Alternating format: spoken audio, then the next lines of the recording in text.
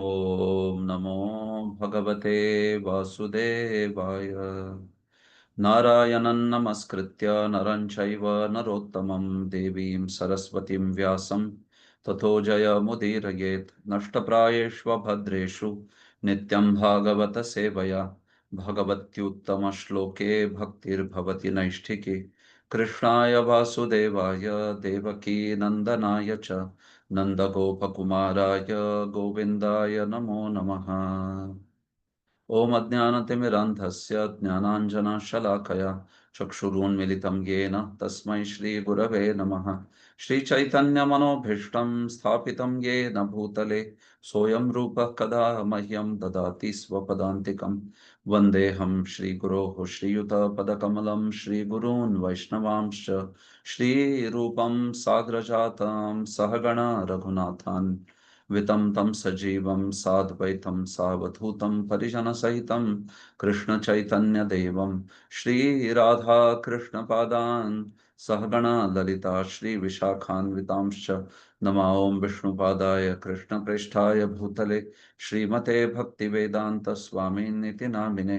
नमस्ते सारस्वते देवे गौरवाणी प्रचारिणे निर्विशेष शून्यवादी पाश्चात्य देशतारिणे।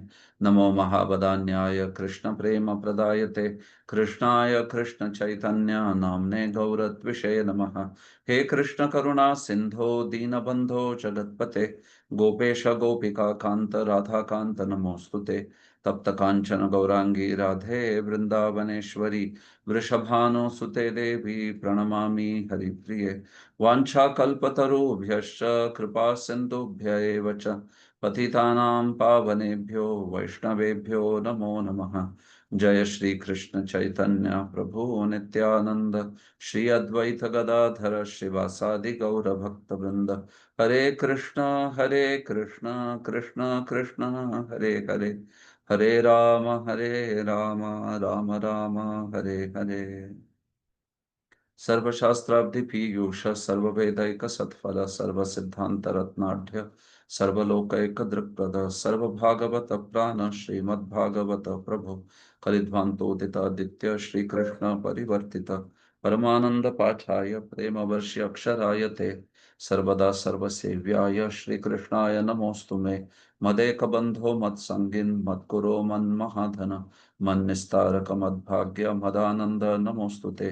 असाधु साधुता दायिन् अतिनीचोच्चता कर हानमुंच कदाचिन्मां प्रेम्णार्थकण्ठयोस्फुर। श्रीमद्भागवत महापुराणम की जय। हरे Krishna. So welcome all of you in today's session. We were supposed to start this unit on Monday itself, but due to some of my urgent engagement that came up, so I couldn't take a class on Monday.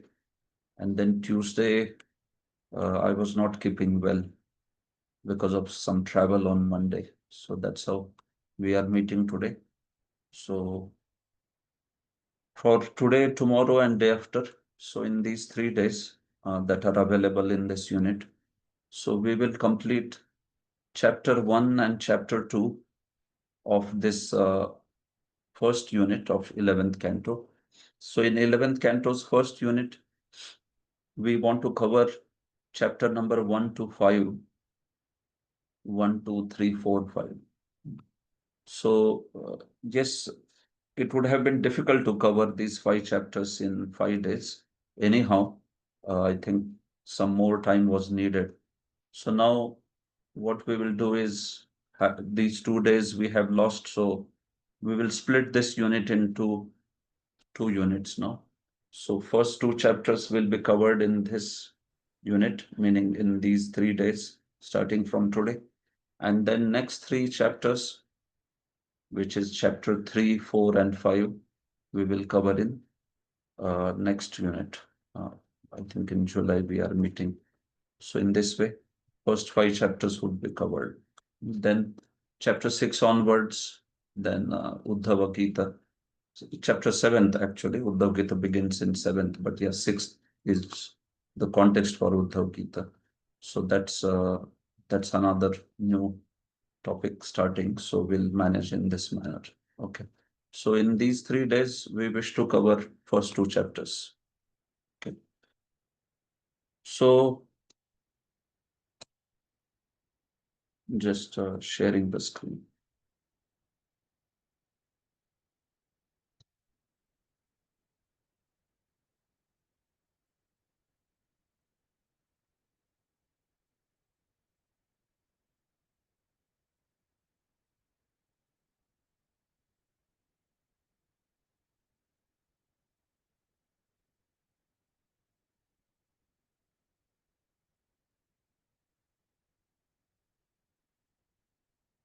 So I have just prepared for my own sake some PPT so as to quickly move through the content of this particular chapter by referring to the main excerpts from Acharyas. So I'll speak on the basis of this. And of course, we will also, time to time, look at the purport also. Srila Prabhupada's disciples, they have written purport to 11th canto. So we will also look at that.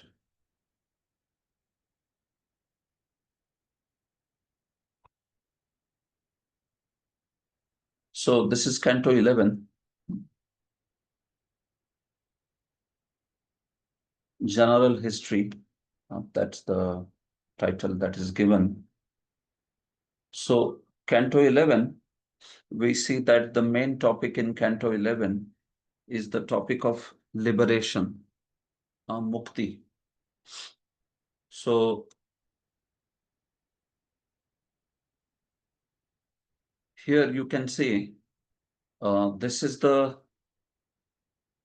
discussion on the 10 topics of Srimad Bhagavatam based on Tattva Sandarbha. Sri Jiva Goswami in Tattva Sandarbha, he gives this analysis towards the last Anuchetas.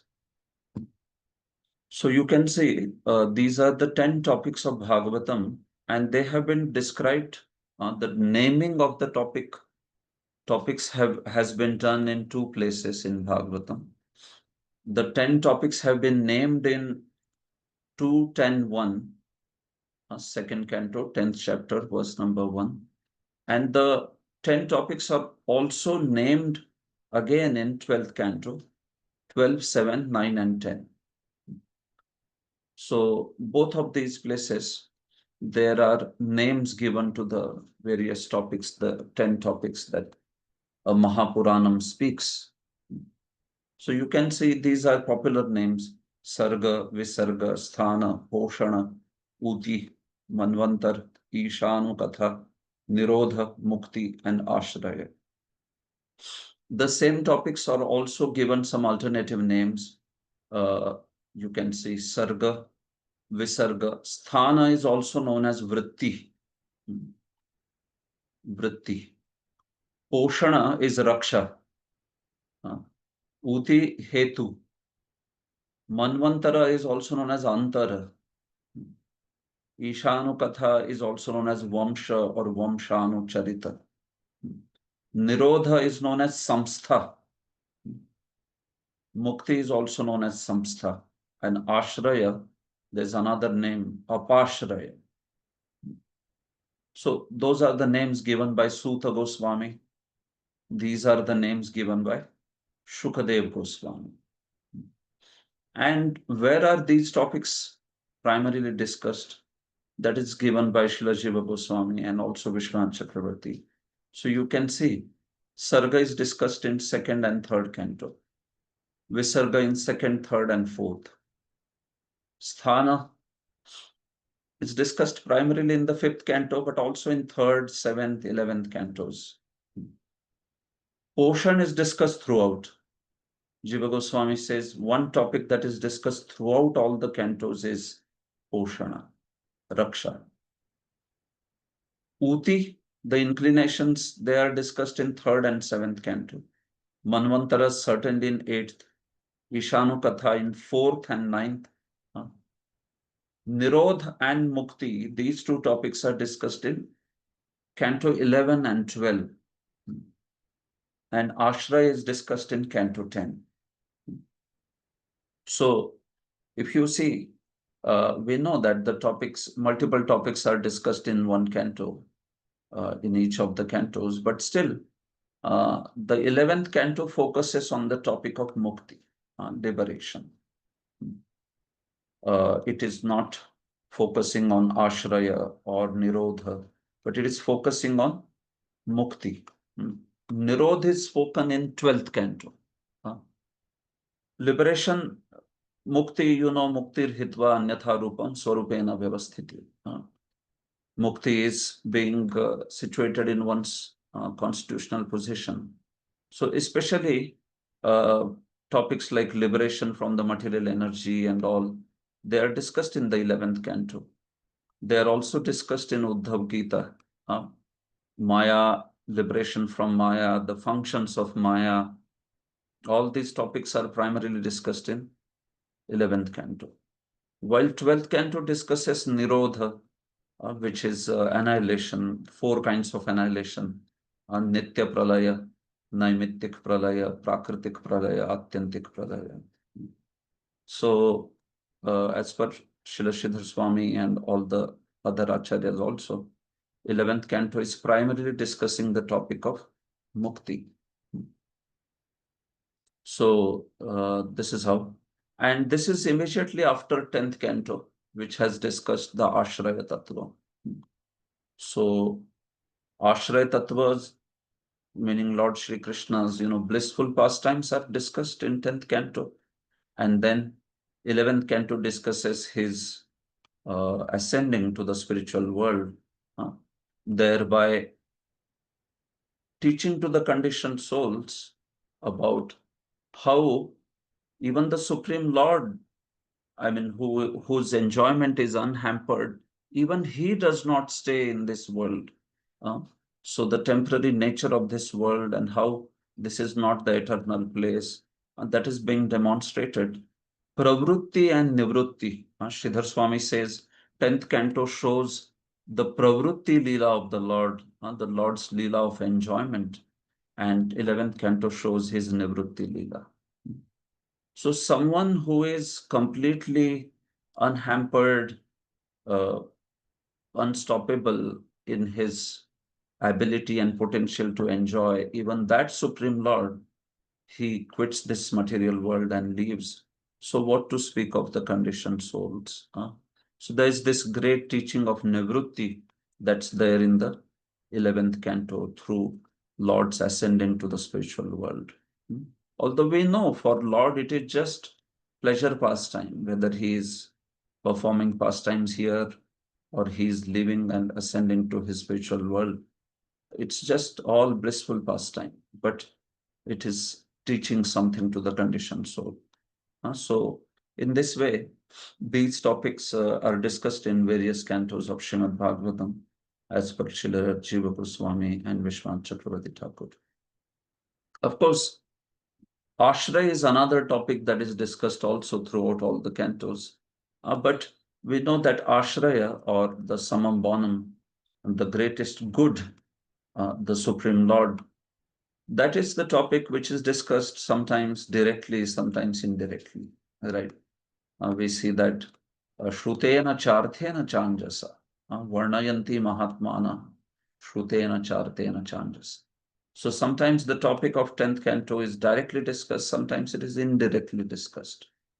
It is discussed as the import of a particular topic, but not directly. While 10th canto discusses Ashraya very, very directly, exclusively and directly.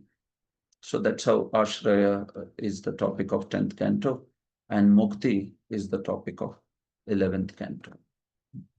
So this is also confirmed, you can see, by the Acharyas. Sridhar Swami says, Uktaika Trimshata Dhyair Mukti Rekadashe Tataha Jayante iti Hasadhyay Samasa Vyasa Rupataha.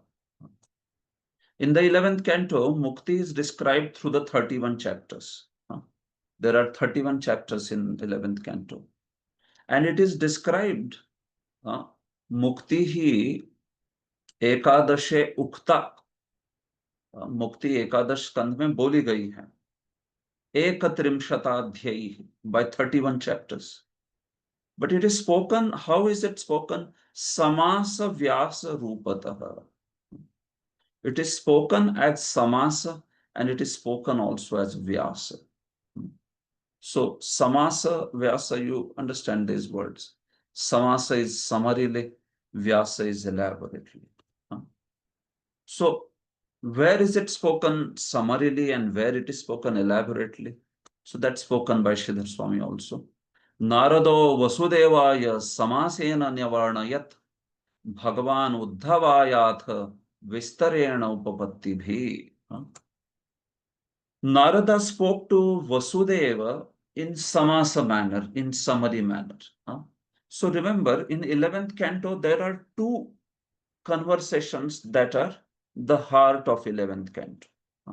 They are the most important. Narada Vasudeva Samvada and Krishna Uddhava Samvada. That's all the 11th canto is primarily.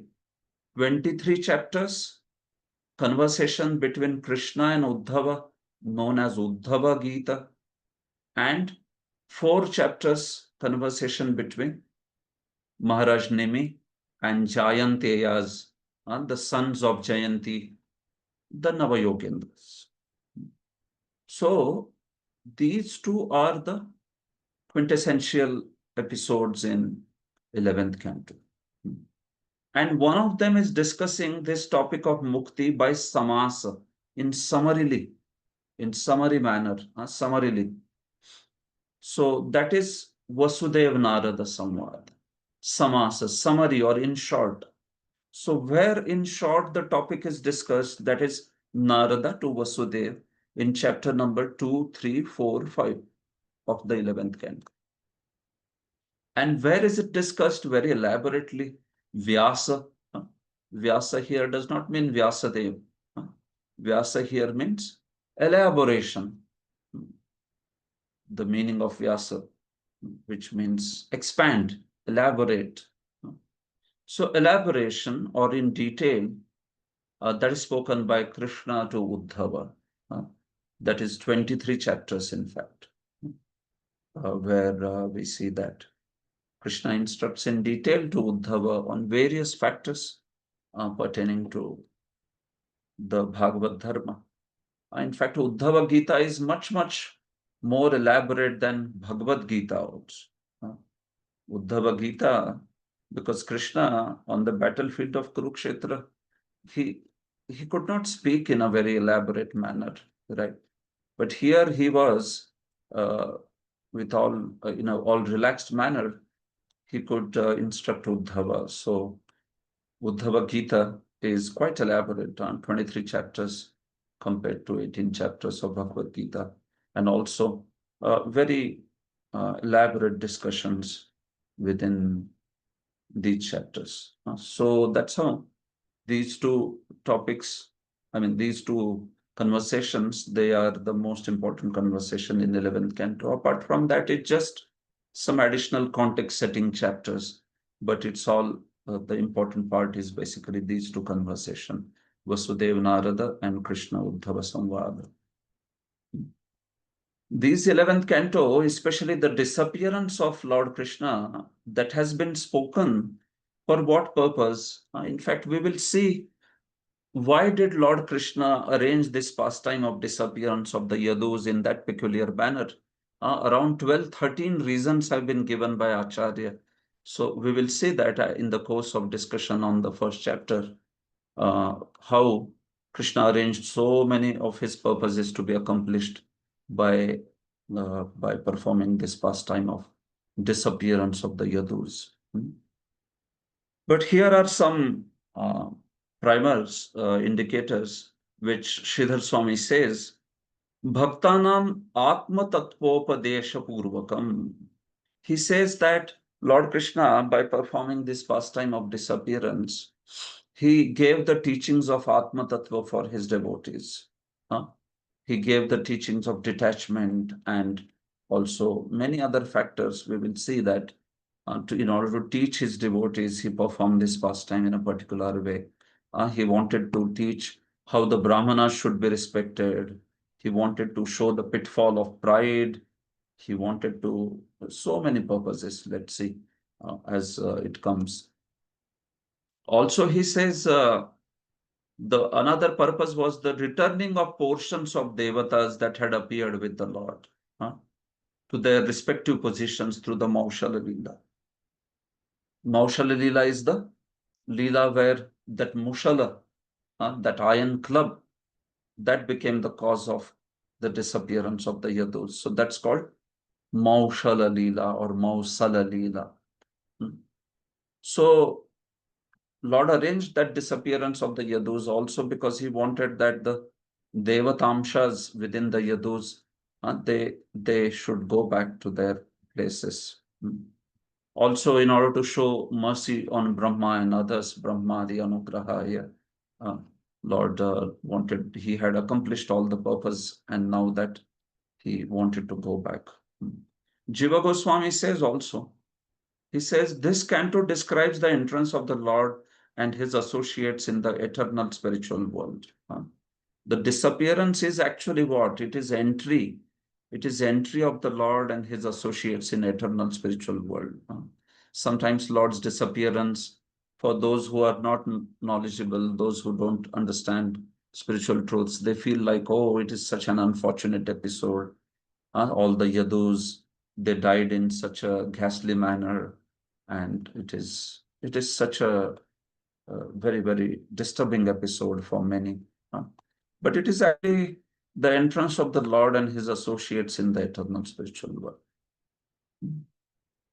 The principles that will be described in conversations of Narada and Vasudeva are for the sake of those who have turned away from the Lord, so that they can give up absorption in material sense objects and can enter in Lord's Leela. The principles that are there in Narada Vasudeva Samvada or Krishna Uddhava Samvada, it's not that Vasudeva was in illusion or like that. And that's why Narada enlightened him with the words of Bhagavad Dharma, detachment, bhakti, and all that. No, they are for others' sake. Similarly, Uddhava also.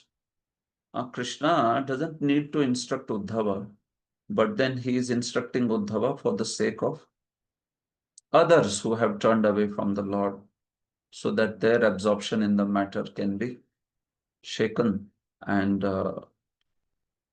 one can start getting absorbed in Krishna's Leela.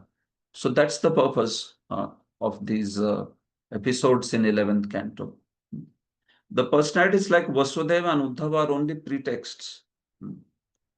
They are only upalakshana, not uddesha. Jiva Goswami says.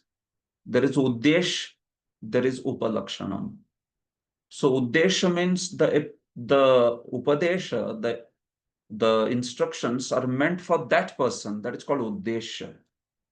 But upalakshana means you speak to the person, but the instructions are not meant for him or her, but they are meant for someone else. So here also, Jiva Goswami says, in these two important episodes in 11th canto, Vasudev Narada Samvada and Krishna Uddhava Samvada, Uddhava and Vasudeva, they are upalakshana eva kritau. They are only pretexts, upalakshanas. They are not uddeshas. The teachings are actually meant for others.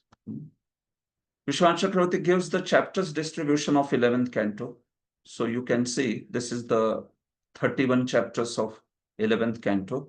How are they placed in terms of the topic that they discuss?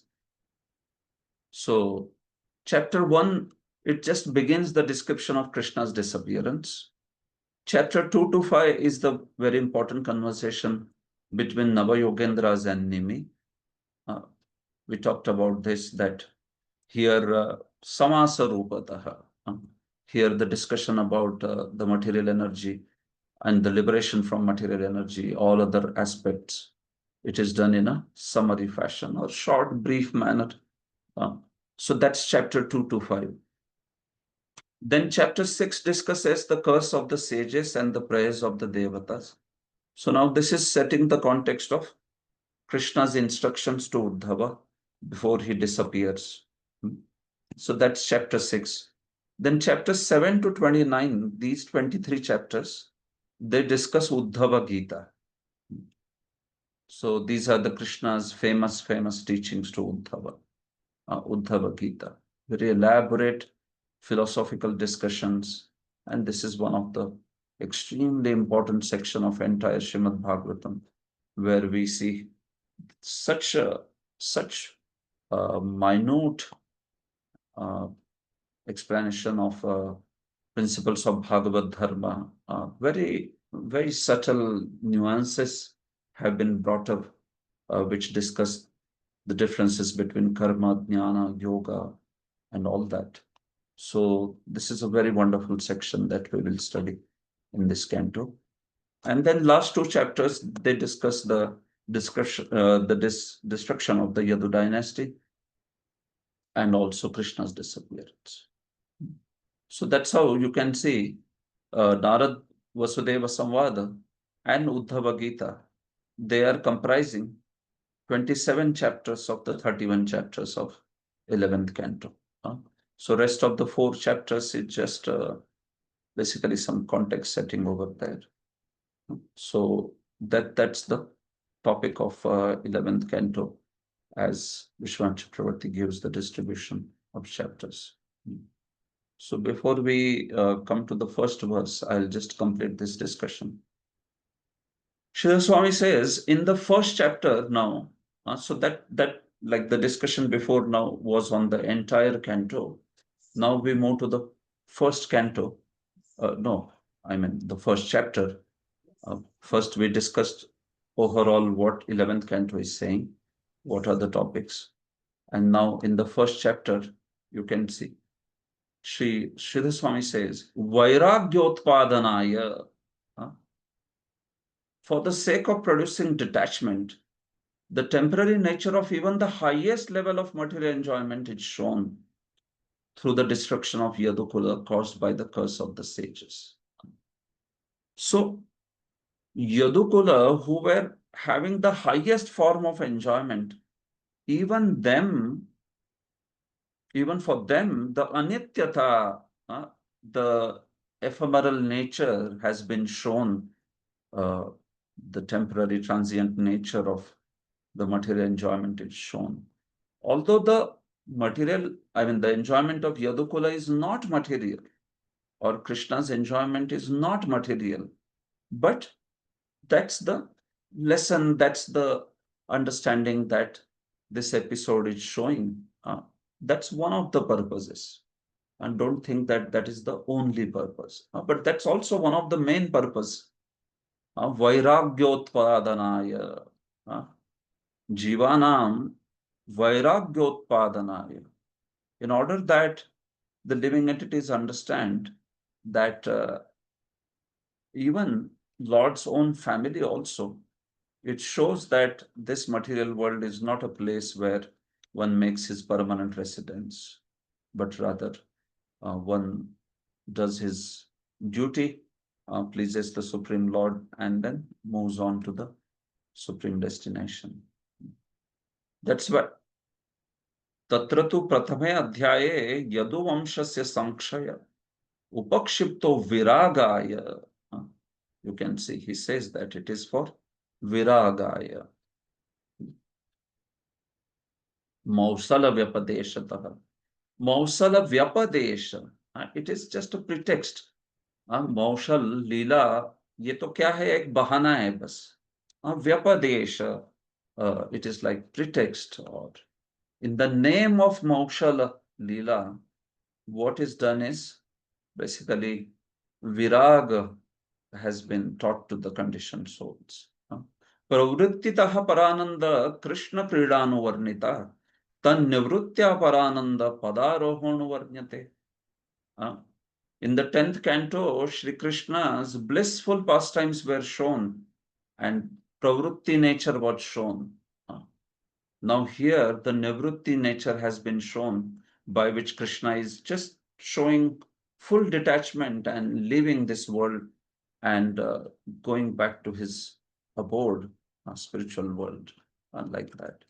So in that sense, Sridhar Swami focuses on what Krishna teaches through his pastimes where he is enjoying, or his pastimes where he is becoming completely indifferent to the world and going to his abode. So you can see that's the lesson that he says. Vishwan Chakravarti says in the first chapter, thinking of how to destroy the Yadu dynasty, the Lord arranged for Brahmanas to curse them, and the iron ball became reeds. This is the topic of first chapter now. The context of the curse of the sages is being discussed. So in that, Vishwan Chakravarti says that Krishna was thinking only how to destroy the Yadu dynasty. One of the verses will come later. Krishna thought that although I have destroyed the burden of the earth, bharam gatopi agatam eva, that's the word. Although the bhara, the burden of the earth has been removed, but there is still a burden. It is not yet removed because the Yadu dynasty is here. So now, why should Yadu dynasty be called as a burden? So it will come, discussion will come ahead. The Yadu dynasty is said to be the burden only for the sake of saying. Like Vishwan Chakravarti gives a beautiful example. If there is a person, and if the person is very beautiful, a man or a woman, and if they wear a lot of ornaments, like gold ornaments or whatever, gold, silver ornaments. So when the person wears ornaments, so there is some weight of the ornament, right? But that weight of the ornament makes the person look even more beautiful, right? So the person who is wearing the ornaments, he does not or she does not see that ornaments as a huge burden because it is increasing his or her beauty. So similarly, the Yadus were like the ornaments on the face of the earth. So why would Mother Earth consider them to be a burden? In fact, they were bringing such beauty to the Mother Earth because of their presence, because of their virtuous qualities. Brahmanyata, Vruddhopasevi, very lot of adjectives have been used for them. They were devoted to Brahmanas, they were devoted to elders, they were very charitable, and most important, Krishna Chetasam, they were the pure devotees of Krishna. They were so much, their consciousness was immersed in Krishna. So Yadus can never be considered to be the bhar, uh, like that. No. So this was an arrangement of Krishna to take back his eternal associates and also send the Devatamshas in Yadus back to the heavenly abodes. Yadus, you remember, they are also, in a way, split personalities, in the sense that the Yadus, they have the portions of the Devatas, and the Yadus are also the eternal associates from the Dwaraka, eternal Dwaraka. So what happens is at the end of this Leela, Lord Krishna sends the eternal associates to eternal Dwaraka, and he sends the Devata portions back to the heavenly abodes from where they came. So not only the eternal associates Yadus were burden on the earth, but even the Devata portions were not burden on the earth. If you remember in the first canto, Sutta Goswami discusses this in the 15th chapter. There he says, Kantakam Kantakenaiva. There is this very nice analogy given of Lord Krishna. He got rid of all the Yadu just as one gets rid of a thorn by means of another thorn. That's the example given by Sutta Goswami. So what is the first thorn? The first thorn is the demons or the demoniac kings that Krishna wanted to get rid of. So that's the comparison of first thorn is made to them. And then Kantakam Kantakenaiva. and he used the thorn of the devatas to destroy or to remove the thorn of the demoniac population. So interestingly, devata portions have been said to be there as thorns, right? So someone may feel like thorn is not desirable. But Vishwanath Chakravarti has given very extraordinary commentary over there. And he says that, see, when you remove a thorn by another thorn, although both are thorns, and that's why you will give up both, but still one thorn is upakaraka, another thorn is apakaraka. One thorn is beneficial, another thorn is pernicious, detrimental. So he says the demoniac population, demons, they have been compared to the thorn, but the another thorn, the devatas, they were actually helpful. They acted under Lord's command. They were under the Chit Shakti of the Lord. So they are said to be thorn only in the namesake, only like Vyaja. Uh, it's not exactly calling them as thorns. So that's why basically Lord arranged that those Devata portions who had got the opportunity to help the Lord in the past time, they were sent back to their heavenly abodes. That was the arrangement. So they acted under Lord's instructions, and they were upakaraka to the earth and to all the living beings in this way. So that's how we see that this burden of the earth, Vishwan Chakravarti and Acharyas give nice these two examples, talking about the decoration that basically is never seen as a burden by a beautiful person, and also kantakam kantakenai, the thorn, or the two kinds of thorns, but one is beneficial while another is not. So that's how. So in this particular chapter, we see this whole context of how the Yadus received the curse from the Brahmanas.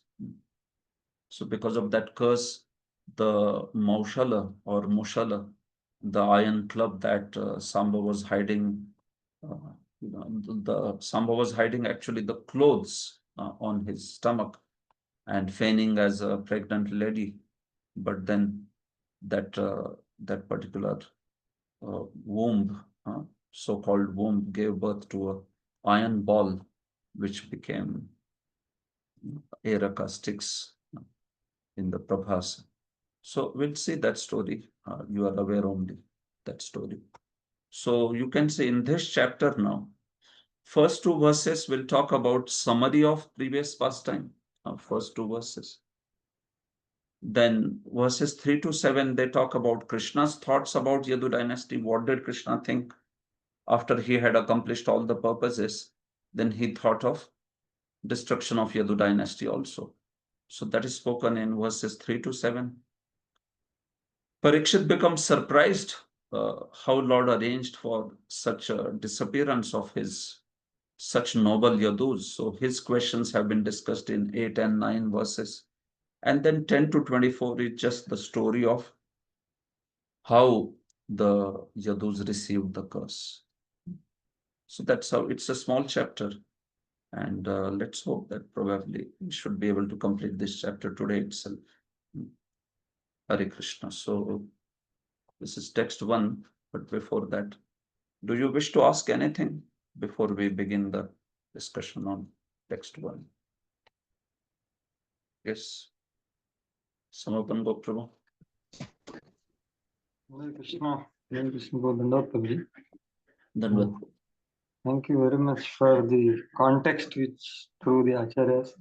I was always thinking about how to see this difference where Srila Sridhar Swami and Srila Vishwanath Chakravarti, they are very much saying that this canto is speaking about. However, we see Jiva Goswami is mentioning a little different, and it includes, I think, what they say also. So how do we see this difference, and And because Shukdev Goswami seems to be with these two, because he ends at 2.10.1 and 2. So how do we see this Jiva Goswami's comment, and how do we perceive it? You meant to say Jiv Goswami's comment that he just tells about how the Yadus are completely irreproachable. They whatever is like he gives completely spiritual perspective that the Yadus would have become maddened by the separation of Krishna and they would have trampled the earth. That's why Lord arranged their disappearance before his disappearance. These sort of ideas. Oh, no, Guruji, not in this direction. I was talking about not Moshad Lila, about this 10 topics actually. The 10 topics of Srimad Bhagavatam. Yes, so where is the question exactly? Means it seems that Siddhar Swami and Jiva Goswami, sorry, Vishwanath are directly telling right in the first verse that this is the one topic which is prominent here. So, of course, all topics are there everywhere. Jiva Goswami says that. But how to see that difference of Jiva Goswami, which you showed the chart also, that from the That he says it is Mukti and Nirodha, like that. yeah, for this particular canto he says, and for other cantos also he says some mixtures are there, like some multiple things. Yeah, yeah. See, Prabhu, multiple topics are there. That is clear only, and that even Vishwan Chakravarti also says. They point out they point out specific topics certainly, which is pradhanyena vyapadesha bhavanti. You name something based on the multitude, based on what is primarily there. uh, right? You know that principle from Nyaya. Yes. If there is, yeah, if there is a lot of scholars in a city, you will say it's a city of scholars, although not everyone may be a scholar there. uh, But that is called pradhanyena vyapadesha bhavanti. You give a vyapadesh, you give a name based on pradhanya, based on multitude. So now these topics, especially in cantos, certainly a certain topic is highlighted, and Vishwanath Chakravarti and all, especially they go on that particular topic which is highlighted. Uh, While Jiva Goswami takes another angle where he says, okay, this and this, these two topics are primarily there. Now, even amongst them, which one is more highlighted? Well, he doesn't take that kind of stand. He takes that these two are there. So how I see is, okay, he's telling which all topics are happening over here. He's not so much going into singling out a certain topic. While Vishwanath Chakravarti, he goes with that pradhanyena vyapadesha, that okay, this is the most important topic. But he's not in a way like rejecting that the other topics are there or like that. Uh, yeah, but his approach is more towards telling which one is the most important or which one is most elaborately discussed topic over there, that way. So even apart from that, like if you see some topic like Raksha, Jiva Goswami says it is just throughout, it is there everywhere this way. So when we talk about the cantos may primarily discuss certain topics, but then something like Raksha, he says, is everywhere. Its protection is talked about in various episodes. So his focus appears to be more on, okay, which all topics are touched rather than which is primarily the most important topic or the mostly discussed topic. So we can take it as perspectives on the thing, isn't it? None of them are contradicting each other, saying that this is not the primary topic. Jiva Goswami never says, no, this is not the primary topic, nor Vishwan Chakravarti is rejecting the possibility of other topics which are there in that canto. Yeah, but Yes, there is no contradiction, yeah, yeah, or differences that way. However, the speaker of Bhagavatam is speaking at a very proper juncture, this particular verse of Atra Sarga Visargascha. And then there are 10 cantos remain and 10 topics are there. So it appears to me that This is the way Shukdev Goswami is speaking actually. What is So, the way? Which way? like Mahatman, what that Dashamasya That Vishuddhartham, I or know. Yeah, but yeah. how So, is he naming the cantos as per you? like third canto onwards, it goes on with quite much sequence actually till the 9th canto, and then the sequence little bit reverses in the last three cantos. So it's But quite nobody has explained like that, Prabhu. If you see Atra Sargo Visargascha explanation, it's talking about Uddesha and Lakshanam. Two things are there. Now, is the Uddesha meaning the topics, the 10 topics are enlisted. Are they talking serially? No, nobody says that they are talking serially about that. Because if you but go I think serially no in problem. that, Siddhar Swami and Vishwanath are giving titles in the very first verse, isn't it? Very first verse of every canto, they are yeah, saying this is the topic of this canto. that is okay. But are they saying that this is the only topic of this cant? No, they are not saying, but they are saying this Mukti described in 33 chapters. So it's quite a very clear statement that this is what is described. No, but And we what Samasena I'm and saying is, yeah, we don't have to conjecture beyond what they are saying, no, Prabhu. They are saying that this is the main topic or this is the topic that is discussed. Now, Jiva yeah, Goswami gives another perspective that not only this is discussed, but this is also discussed. Uh, So I see them as supportive. I don't see them so much as contradictory. Uh, Also, there is sometimes a perspective that is kept on the focus. Like even now, this whole disappearance Leela, no, Jiva Goswami focuses on the perspective of seeing the disappearance Leela as completely transcendental. That is his focus. He will always speak about the Yadus, the love of the Yadus. If Lord Krishna would have departed, Yadus would have become maddened with, love, and they would yes. have trampled the earth. So he takes that particular perspective primarily. And he doesn't take the other perspective of, okay, what is the learning for the conditioned souls? While if you see Sridhar Swami or Vishwanath Chakravarti, they go very much from the aspect of the learning. Okay, what is the learning here? This is to be taught. This is to be taught.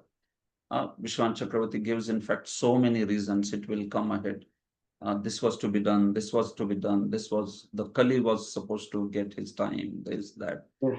So, so you see again here it's a perspective. Jiv Goswami can also Perspective. speak about those reasons, no, but he's not speaking so much on those reasons at all Yeah. that way.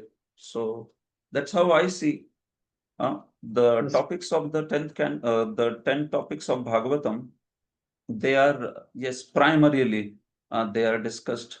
Primarily, there is a topic that this is the topic. And I think Pradhanyana Vepadesha Bhavanti, this is also spoken by Vishwan Chakravarti himself in third or fourth canto's beginning, where he says that we can see that Visarga is the topic here because, and he quotes that principle of Pradhanyana Vepadesha Bhavanti.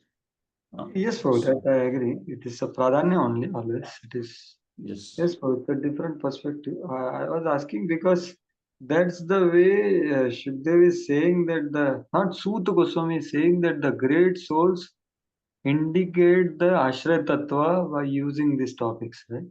So that's the way Yeah, it is for all the preachers of Krishna Bhagavatam that this verse is important. This is the way it should be presented, isn't it? That's the indicative of Suta Goswami at there. Suta Goswami, the not sort verse, what verse says Atra Sargo Visargascha, of. it talks about the supremacy of Ashraya Tattva, Prabhu. So Ashraya Exactly. Tattva is only the glorification, whether it is Shrutena or whether it is Arthena. Uh, Yes. Shrutena is very direct glorification. Arthena, if you see how Sridhar Swami comments, is Tatparya Vritya, by the import. So like you have something like Sarga. One may question, no, while I am reading Sarga, is Ashraya glorified here? You can ask that question. And the answer will be yes, Ashraya is glorified. How is that? Tatparya Vritya, by the import. Uh, So that's the thrust of that particular verse. that verse is not putting the sarga visarga in any way in order, or it is not naming any canto. It's just giving the list of 10 topics, and then how those 10 topics are primarily ascribed to a canto. That's the matter with the acharyas, like that. Okay. Okay, so it's a different perspective. Okay, thank you. Yes, no problem. Thank you. Okay, so anything else? Otherwise, we can begin the first verse. All right, so thank you. Let's go ahead. We'll begin with the first verse. Prabhuji, Yes, bro. yeah, this bhara you explained to certain extent. This bhara kantake naiva. So this is always very complex. Means, like Sud Goswami also mentions it's a kantaka, and Krishna also speaks it's a bhara. So we are understanding only from the acharya purport. Yeah. But That's why, yeah, that's why you need acharya, no? hmm, Right. That's why you need acharya. Sometimes words may be used, Prabhu, but one has to see the import behind the words, no? And for that, also another important thing is Paurvapariya. Huh? Paurvapariya, which means what was said before, what is said later. huh? So there is glorification of Yadus. So if they were burdened, why there is so much glorification of the Yadus? In 10th canto it is there, in the 11th canto it is there. They are said to be Vruddhopasevi, Brahmanya, they are said to be such Dani people. So much of glorification of Yadus. And then you say it's a bhar, it's a burden. So then that's where one has to reconcile both the opinion. If we go only by words of the text, it may be too simplistic. One may be simple, but one should not be a simpleton. So the point is taking literal meaning can many times be the sign of not being very sharp in understanding. Why? Because one is not considering the overall message. One is not seeing the Paurvapariya. One is not seeing the different verses in light or in comparison of each other. So that's why acharyas, no, they bring up the comparisons. Sometimes we may not be able to see beyond that text, but then they will pull some reference and say that, okay, you juxtapose this reference here and then understand how this is, this can be reconciled, right? So that's why that is needed from Acharya's side. So this is how. So anyway, now for this disappearance, lot of discussion will come. So as you go ahead, you can see there are multiple perspectives on this. Okay. Hare Krishna.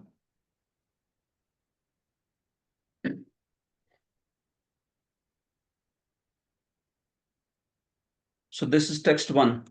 Shri Shuka Uvacha Kritva Daityavadham Krishnaha Saramo Yadubhirvratah Bhovatara Yadbharam Javishtam Janayan Kalim. Okay. Yes, please read the translation. Anant Vijay Prabhu, you want to read? Yes, Guruji. Sri Shukdev Goswami said, Lord Sri Krishna, accompanied by Balram and surrounded by the Yadu dynasty, executed the killing of many demons. Then further, to remove the burden of the earth, the Lord arranged for the great battle of Kurukshetra, which suddenly erupted in violence between the Kurus and the Pandavas. Yes. So first two verses, they are more like a summary of Krishna's pastimes in the 10th canto. So it is summarily spoken about what Lord did. So Daityavadham Kritva, Krishna along with Rama, Sir Rama, Yadubhir Vrataha, and also surrounded, accompanied by Yadus, he accomplished the task of Daityavadha, killing the demons. So, having accomplished that, he also removed the burden of the earth. Bhuvaha bharam avatarayat. He removed the burden of the earth. How? Javishtham janayan kalim. By causing this great war of Kurukshetra, which, by his desire, it suddenly arose and led to a great violence. We see that practically, apart from few Pandavas, nobody else was alive. Everybody, all the Kshatriyas of the world were vanquished.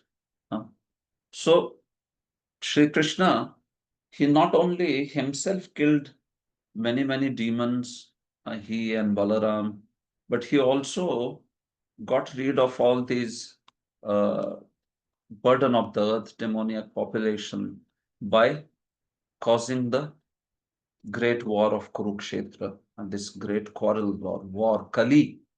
Kali here means quarrel. Amongst them, he got rid of all of them. So you can see, Sridhar Swami says, in order to describe the Maushala Leela, Shukdev speaks again the summary of the previous canto in 2 verses. And these 2 verses is basically just the summary of previous canto. Javishtham janayan kalim. So what does that Javishtham mean? Atishighram. Javishtham means with a great speed or sudden. Lord Krishna, that war of Kurukshetra, the events, they suddenly took place, isn't it? After the Pandavas came back from this, when they were banished in the forest, and then they came back from the incognito. So we see that then that war suddenly became the war. It became a world war. It, that war was joined from the Kshatriyas all over the world. Otherwise, it was supposed to be war only between Kauravas and Pandavas. But we see that Sri Krishna arranged in such a way that all that demoniac population that he wanted to get rid of, then he got rid of them through this war, Kurukshetra. So Javishtham, sudden, Himsa Paryavasayana, it led to a great violence and death. So that's the Kali or the Kalaha that he caused. Vishwan Chakravarti says in the 11th canto, Shukdev, in order to describe some remaining pastimes of the Lord, begins by speaking again what he has spoken in the last canto. So some pastimes he will speak in this canto, and they are just towards the disappearance. They are setting the context of disappearance of the Lord. Otherwise, primarily, he has already described the pastimes of Krishna in the last canto. Okay, so that's all. Purport, Prabhupada's disciples say, the 11th canto of Srimad Bhagavatam begins with a reference to the pastimes executed by Lord Krishna in the 10th canto. So that's the first 2 verses that he is speaking about. As Srila Prabhupada states in his commentary to Bhagavad Gita, those who agree to obey the injunctions of revealed scriptures are known as demigods. Those who defy the orders of Vedic scriptures are known as asuras. So the demigods and the asuras, so they speak about how Lord, whenever there is need to annihilate the asuras, how Lord Krishna appears. So now he had appeared, Krishna had appeared, and he had also accomplished all his purposes. So then Krishna was now ready to go back to his abode. Bhaktisiddhanta Saraswati, in his commentary, has some interesting insights. You can see. Arjuneshwar Prabhu, you can read this, Prabhu, yellow highlighted. Srila Bhakti Siddhanta Saraswati Thakur, however, has revealed that although many demigods had taken birth in the Yadu dynasty to assist the Lord, some members of the Yadu dynasty were actually inimical towards Krishna because of their mundane vision of the Lord. They considered themselves to be on the same level as Krishna. Having taken birth in the family of the Supreme Personality of Godhead Himself, they had inconceivable strength and thus they misunderstood Krishna's supreme position. Having forgotten that Krishna is the supreme personality of Godhead, they would constitute a great burden, and consequently, it was necessary for Krishna to remove them from the earth. Thank you. So Bhaktisiddhanta Saraswati, he gives some interesting perspective also, that he says, indeed, some members of the Yadu dynasty were actually inimical also towards Krishna.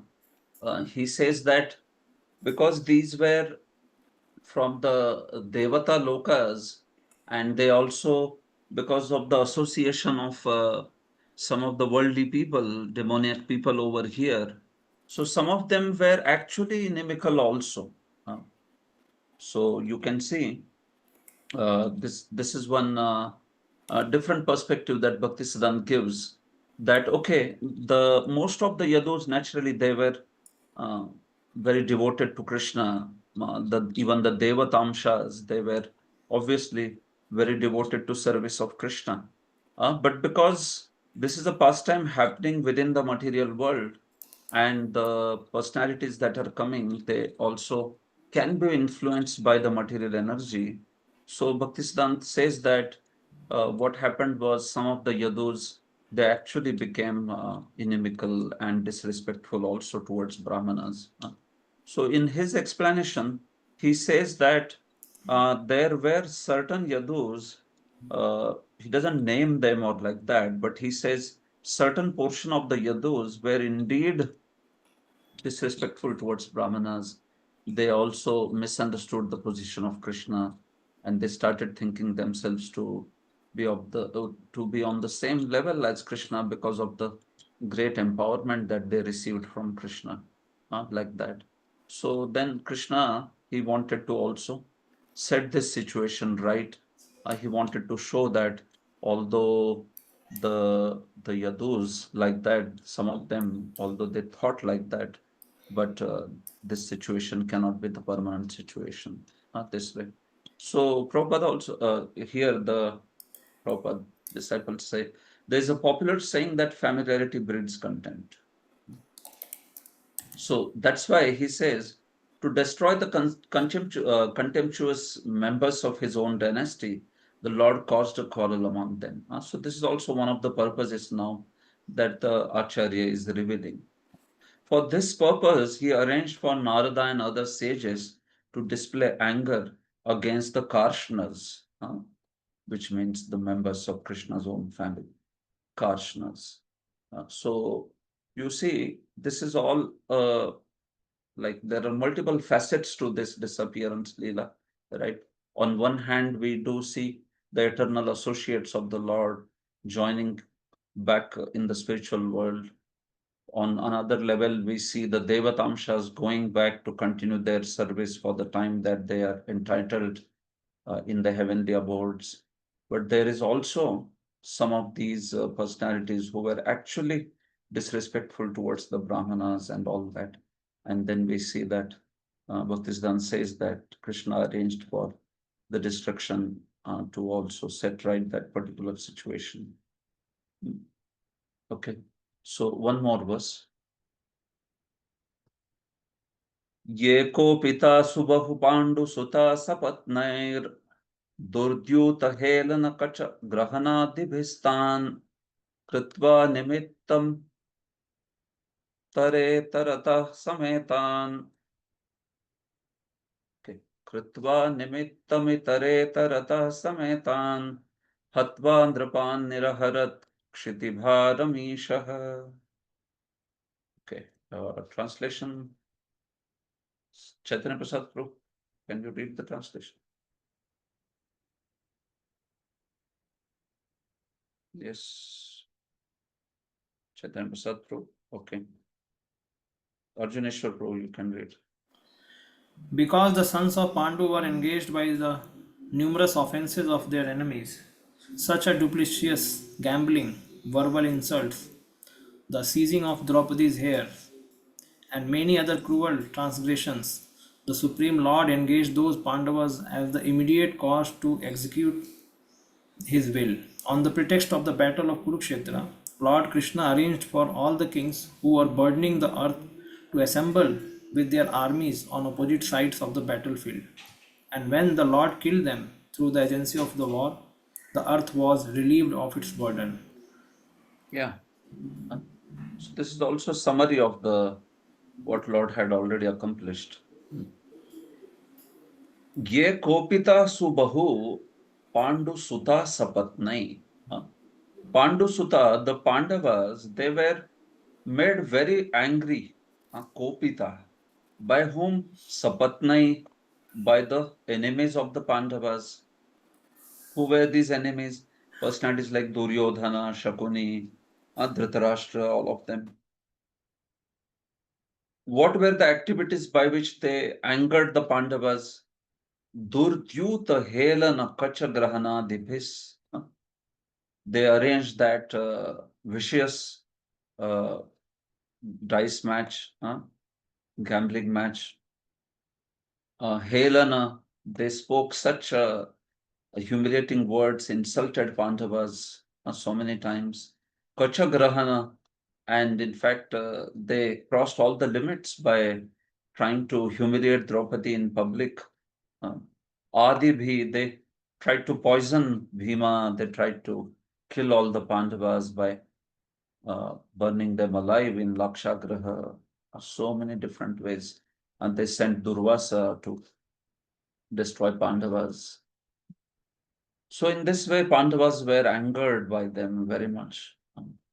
So Tan Kritva Nimittam, so Lord Krishna, he took these Pandavas to be he made them the immediate cause to fight against the Kauravas. And Itare Tarataha Sametan, and in this way he got all the Kshatriya warriors of the world together, some on the side of a religion, some on the side of religion. Naturally, if there is war, then we can't say that only those who are on the side of a religion should die, right? Sometimes people feel like, oh, Kurukshetra war, Krishna is getting rid of the burden of the earth. But so many virtuous souls are also dying like that. So that's how it is. No, war can't be that only one party is dying and the other can't be. One thing is that Dharma Yuddha has this benefit that anyone who dies in Dharma Yuddha attains the heaven, attains the Swarga. But the point is that yes, all the demoniac population was destroyed, but Pandavas, they were there, and the dynasty of the Pandavas that was also protected by the Lord. So the reigns of the kingly family, they were going to continue. They were handed over to the next generation by the Supreme Lord, and thus he accomplished the destruction of all these religious elements. Hatva Nripan, in this way, making the Pandavas as Nimitta. In fact, Lord Krishna only, he accomplished. Pandavas were only Nimitta Matram Bhavasavya Sachin. Niraharat Kshiti Bharam. Lord Shri Krishna, he removed the burden of the earth in that particular manner. So Sridhar Swami says that what was that Kali or Kalaha, that is explained further. Last verse spoke, no? Javishtham Janayan Kalim. So that Kali or Kalaha, what was that? That was the battle of Kurukshetra, right? So that is explained further. By their enemies, the Pandavas were angered multiple times. So we discussed that, how there was this very vicious gambling match and so many other ways that the Pandavas were angered by so many of ways. So that's why Lord made them as an instrument to cause this war. By killing the kings assembled in both sides by each other, Sri Krishna accomplished what he wanted.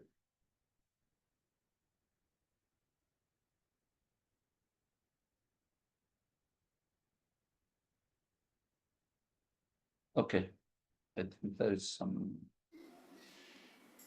Just a minute, there is this. All right. Okay. Uh, That's the next. Prabhuji, here, Just a minute. Let me complete the purport. In this word, verse, the word itare tarataha is significant. Huh? Previous to the battle of Kurukshetra, Krishna had personally killed many demons. Oh, okay. So it is from this. Yeah. Just a minute. Yeah. This is continuing, text 2 only. What does Sridhar Swami say? Those who were the demons in manifested way, prakata daitya, huh? Like some of the demons that came directly attacking Krishna when he was in Vrindavan, or they were directly demons in manifested way, like Putana and others. Sri Krishna killed them personally. Swayam eva hatavan. But those who were demoniac but situated as relatives or friends, or bandhava chadma, देखो जो दैत्य सीधे सीधे प्रकट दैत्य थे उनको तो भगवान ने मार दिया but those who were bandhav chadma and those who were in the form of relatives or friends, what did Krishna do? Krishna made them kill each other and thus he relieved the burden of the earth. For them, he didn't so much kill himself, but yeah, he utilized his devotees like Yadus or Pandavas to kill them. Anyway, on one hand, whether Krishna kills them personally or Krishna gets done through his devotees like Arjuna, that is beneficial only. But still, some distinction is made. Those who were Prakata Daitya, those who came to him in front of him themselves, then Krishna killed them. But those who were his relatives and all, then he arranged for them to be fighting amongst themselves, and thus he got them kill each other by fighting amongst themselves. This way. Jiva Goswami says Krishna had removed the most of the burden himself by killing so many demons in Vrindavan, then also in Mathura, and finally in Dwaraka. He had killed so much of demoniac population himself, but he also removed the burden completely through the war, especially the Kurukshetra war. He got rid of all others who were the demoniac people who were still remaining. This way. We should understand that Lord killed the most of demoniac relatives through the war, but Shishupal and others are an exception. Shishupal and all of them, Krishna personally, he dealt with them, especially Shishupal, Dantavakra, and these them. So the relatives whom he got killed by fighting amongst each other, that is basically referring here, it is referring to in the Kurukshetra war, all the relatives that they were there, he got rid of them by making them fight amongst each other. The Yadus, they are not being discussed here. That is going to come ahead. Right now, we are discussing only up to the Kurukshetra war, where Lord Krishna got all these relatives also destroyed by fighting each other. Here, the purport. The word itare tarataha is significant. Previous to battle of Kurukshetra, Krishna had personally killed many demons. Now Krishna wanted to complete his mission of removing the earth's burden by killing the remaining impious persons. So in this way, Kritva Nimittam. So that's why he made the Pandavas the Nimittam. This way. Thus, acting personally and through his immediate expansion, Balaram, as well as by empowering his pure devotees, he fully displayed the pastimes of the Yuga Avatar. So Krishna accomplished the Paritranaya Sadhunam Vinashaya Cha Dushkritam through his own persona himself as well as through his associates also. Although the general purpose of Kurukshetra battle was to kill the demons, Krishna also bestowed his causeless mercy upon them. Hatha Gata Swarupam, right? We know that although Krishna he destroyed this demoniac population, but then yes, depending on their attitude, he also gave wonderful destinations to these soldiers who died on the battlefield of Kurukshetra. Hatagata Yam Niriksha Hatagata Swarupa. Bhishmadev says that, or even in the third canto, Uddhava says that, where he says, Tatheva Channe Naraloka Vida in that verse also. That how being purified by Arjuna's arrows, and those soldiers and those warriors, they attain destinations such as Brahman or the abode of the Lord, Salokya Muktis, or minimum they achieved is the heavenly abode. And because it was a Dharma Yuddha, so all of them they accomplished the Swarga, all mean most of them, and some of them special ones also achieved these higher destinations like Brahman and destinations like even Lord's abode. So you see that the annihilation that he is doing is also actually mercy only on them. That is the point that is spoken. Yes, Arjuneshwar bro, what you want to ask? No, Prabhuji, it's okay. Answered. Answered. Okay. All right. So those were two summary verses, and then now we Oh, see I have, that. Samapan Gopru, you have something? in the previous Yes. Bhaktivedanta Saraswati's quotation, Yeah. so are there any examples of that? Like Satraj means something comes to my mind is Satrajit. So do we have examples of someone who is there in becoming enmical? And so just was thinking because even Yeah, that's Siddhaswami what. Bandhavena, Yeah, Chadma Bandhava Chadmena, like correct, correct. Yes. So that's what Prabhu, like, see, certain personalities in Lord's Leela, they are obviously, we see that they are not exactly associates, eternal associates or like that, right? Like personalities like Duryodhan, Dushasan, or all of them. Although they are also Lord's Bandhava, they are also coming in Lord's Bandhava in a way that because they are relatives of Pandavas, so naturally they are relatives of the Lord also. So those are the Bandhav Chadma, it is mentioned. But amongst the Yadus, who were those who became the proud, or who were those who became actually inimical towards the Lord or like that? So Bhaktisiddhanta has not quoted any example as such. He mentions only that there were some of them who actually became proud and all that. We do see some personalities like Satrajit or for some time even Akrura or like that. But then we see that those were I mean, for some time being only, they were like that. Even Satrajit realized his mistake and all later. yes, So yes, but amongst the Yadus who were there like that, who became exactly so proud and inimical towards Krishna, and that's why Krishna wanted to destroy them. As I said while speaking also, I he doesn't quote any names, Prabhu, there like that. It's an idea that he speaks. Yes, some of them were like that.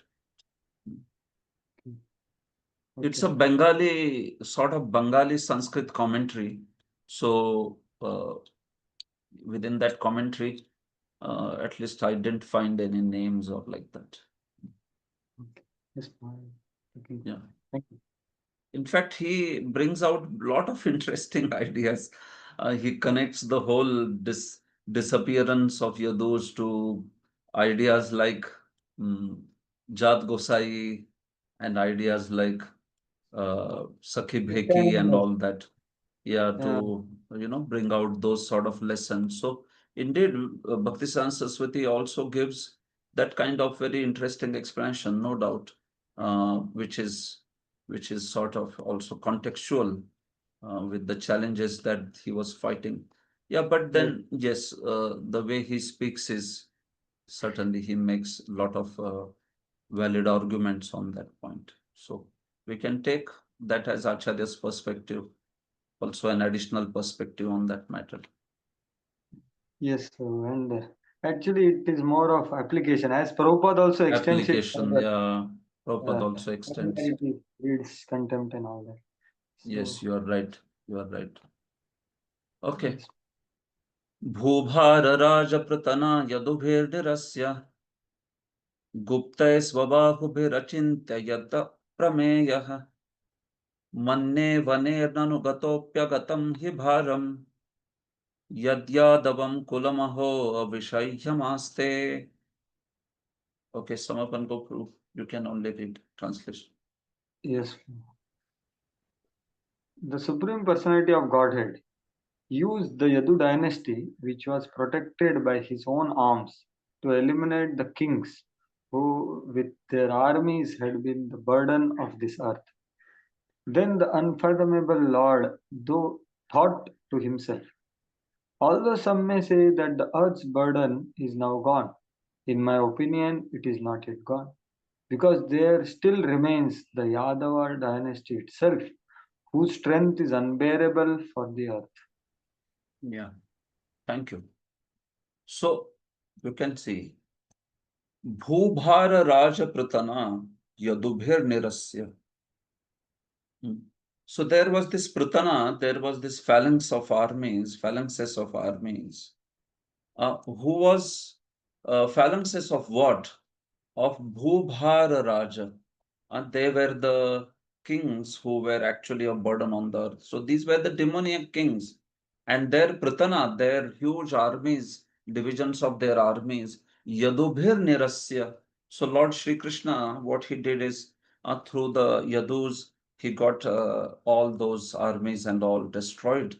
So many of them, right? Jarasandha and such people, even many other people like Paundraka and all of them. So Yadubhir Nirasya Gupta Svabahubhir Achintayat Aprameya. The Yadus were protected Guptaihi by Lord's own hands. Svabahubhir. Lord was protecting them. Svabahubhir is Bahuvachanam. Those four arms of the Lord, because Dwaraka Lord manifests Chaturbhuja Rupa. So those four arms were protecting all the Yadus, and by that he got rid of all these military phalanxes of so many demoniac kings. And then Achintayat Aprameya, that Aprameya Lord he thought. Aprameya Achintayat. Aprameya Bhagavan Soche. So he is known as Aprameya because nobody can fathom his thought. Pramatum Ashakyaha. It is impossible to measure him or to capture him, to understand what's going on in his mind.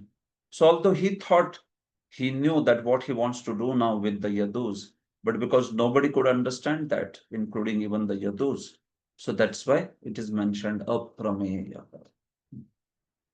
What did he think? Manne avaner nanu gatopi agatam hi bharam. Aham manne, I think actually I think avanehe bharam gatopi agatam. Literally, actually, I consider, Krishna thought like this, that I consider that although the burden of the earth is gone, but it is not gone. Gatopi agatam. Avanehe bharam. Avani means the earth. So the burden of the earth is actually agatam. It is not gone. Why? Why do you say yasmat, yad yasmat? Because Yadavam kulamaho avishayyamaste. Because the Yadava kula is still there, no? The avishayya, the intolerable, vishayya means that can be tolerated. Avishayya, this Yadava, they are like they're having intolerable strength. They are like scorching suns, and they are so powerful. So this Yadava Kula is there, no? So how do we say that the bhara of the earth has gone away? So here we see that there is a commentary.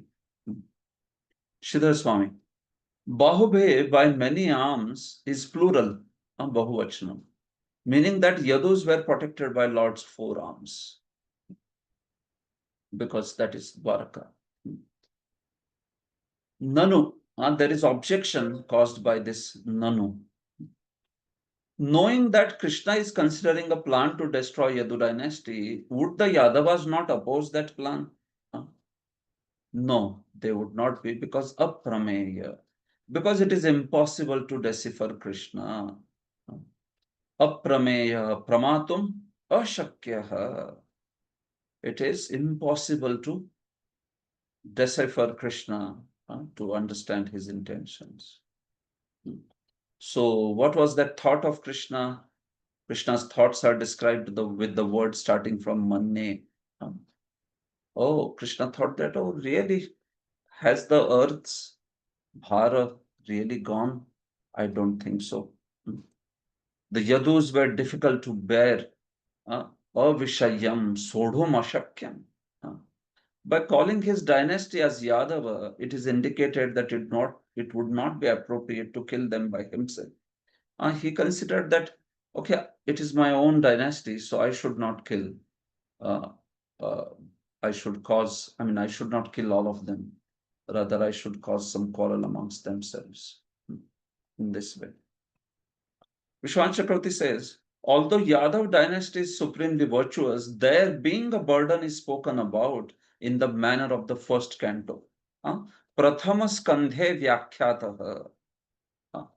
So this is 15th chapter of the first canto where we spoke about that. Kantakam, Kantakenaiva and all that. Bharatva prakar. भाई ये भगवान भार क्यों बोल रहे हैं यदुओं को?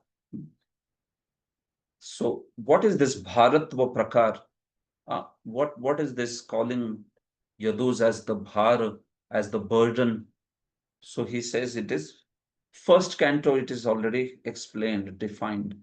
So in first canto, he makes that point of the ornaments on a beautiful person, how they are never a burden. Or he also makes that point of kantakam kantakenai. So in that manner, he says that the bhara should be taken up like that. So that is why we see that it was not actually bhara, and it will again further verses also will talk about it. Srila Bhaktisiddhanta Saraswati Thakur has remarked in this regard that although ordinary people might think that the Lord had now removed the burden of the earth by killing the demons, Lord Krishna himself could detect that there was further danger from the religious activities of his own family members who were acting improperly. Like that. So this is how a just king will refuse to punish his own enemy if his enemy is innocent, but will punish his own son if his son actually deserves punishment, isn't it? This was what Nagakanya also spoke to Lord Krishna. This is the nature of the Lord. He will not mind punishing his own son if he behaves improperly. Like that. So Lord Krishna detected that by their intimate association with him, some members of the Yadu dynasty had become indifferent to his will. So Lord Krishna did not want them to stay in this world and thus cause further misfortune, because they had become indifferent to his will. And that's why he considered that how I can get rid of these Yadus. It may be asked, if certain members of Yadu family had become indifferent to the will of the Lord, why didn't they oppose the Lord in his plan to remove them? Therefore, the word aprameya is used. So we discussed this. It is impossible for anyone to understand Lord's will completely. Jiva Goswami has given another reason for the destruction of Yadu dynasty. So Jiva Goswami takes a more devotional stand. He says, the members of the Yadu dynasty are eternal associates of the Lord, and therefore they cannot bear to be separated from the Lord. So if Lord would have left them before, if first Lord would have departed, then the Yadus would have become so disturbed by the separation that they would have trampled the whole earth in their agony, in their misery. So therefore Krishna arranged the disappearance of Yadu dynasty prior to his own disappearance. So speaking from that exalted love that the Yadus have, so Shri Jiva Goswami explains that why Lord arranged their disappearance before this way. In other words, although the members of the Yadu dynasty are eternal associates and were immediately transferred to another planet, Their sudden disappearance through fratricidal war is meant to impress upon conditioned souls the temporary nature of this world. This way. So you see that aspect of showing the transient nature of the world, viragaya, vairagyotpadanaya. The apparent indifference or enmity of certain members of the Yadu dynasty towards Krishna should not be taken to be actual irreligion on their part. The entire situation was arranged by Lord Krishna to teach a lesson to the conditioned souls. In this way, we see that various reasons that are mentioned over here. So here in the fifth verse, I have noted most of these reasons that the Acharya speaks. So we'll come to that. These are the various reasons of destruction of Yadu dynasty by the Lord in that particular manner. You can see about 12 reasons that the Acharyas have mentioned. So we'll discuss this in text 4 and 5. नैवान्यता परिभवोस्य भवेत् कथञ्चिन् मत्संश्रयस्य विभवोन्नहनस्य नित्यम् अन्तः कलिं यदुकुलस्य विधाय वेणु स्तम्भस्य वह्निमिव शान्तिमुपैमि धाम. Okay. Translation. Balabhadra Kripa Prabhu, you want to read?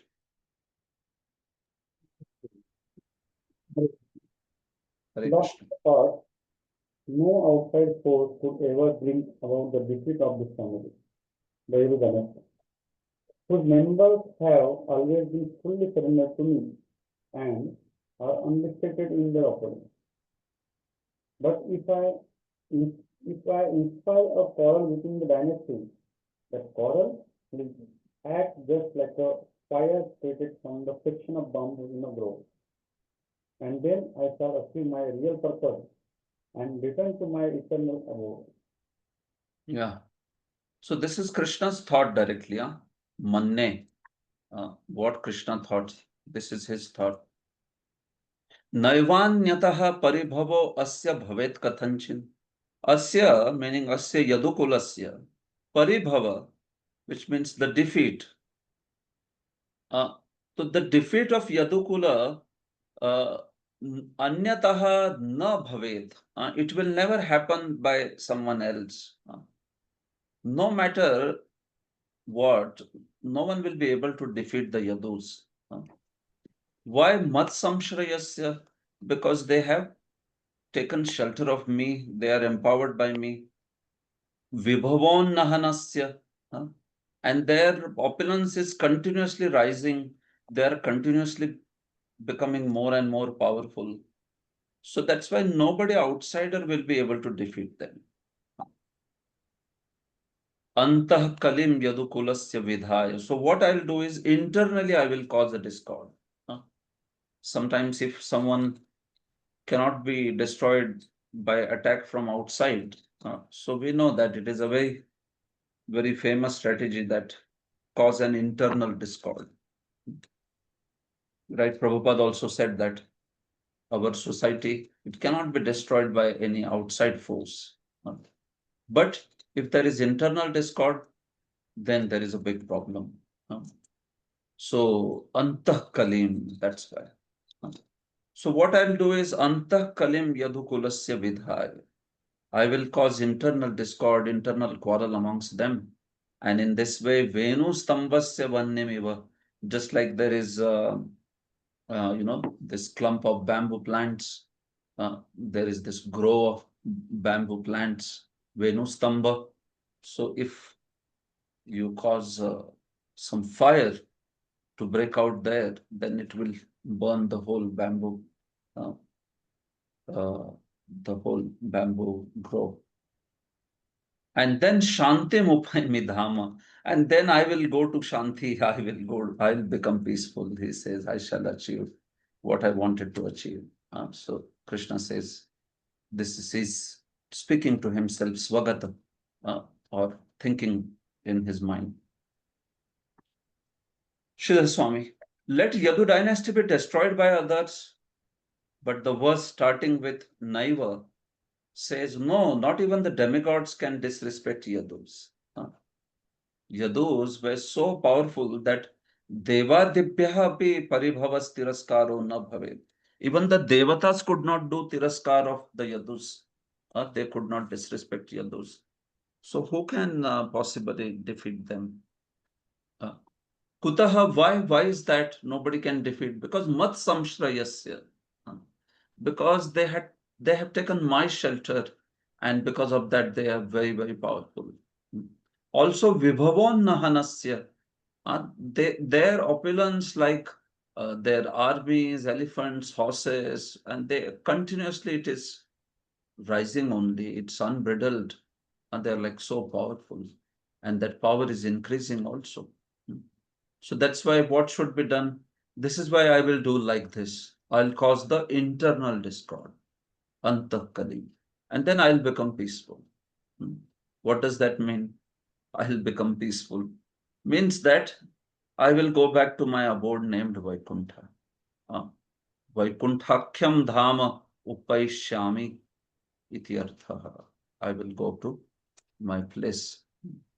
Vishwan Chakravarti says, I will cause the quarrel amongst the members of Yadu dynasty after they would be gone to Prabhasa and thus would accomplish their destruction.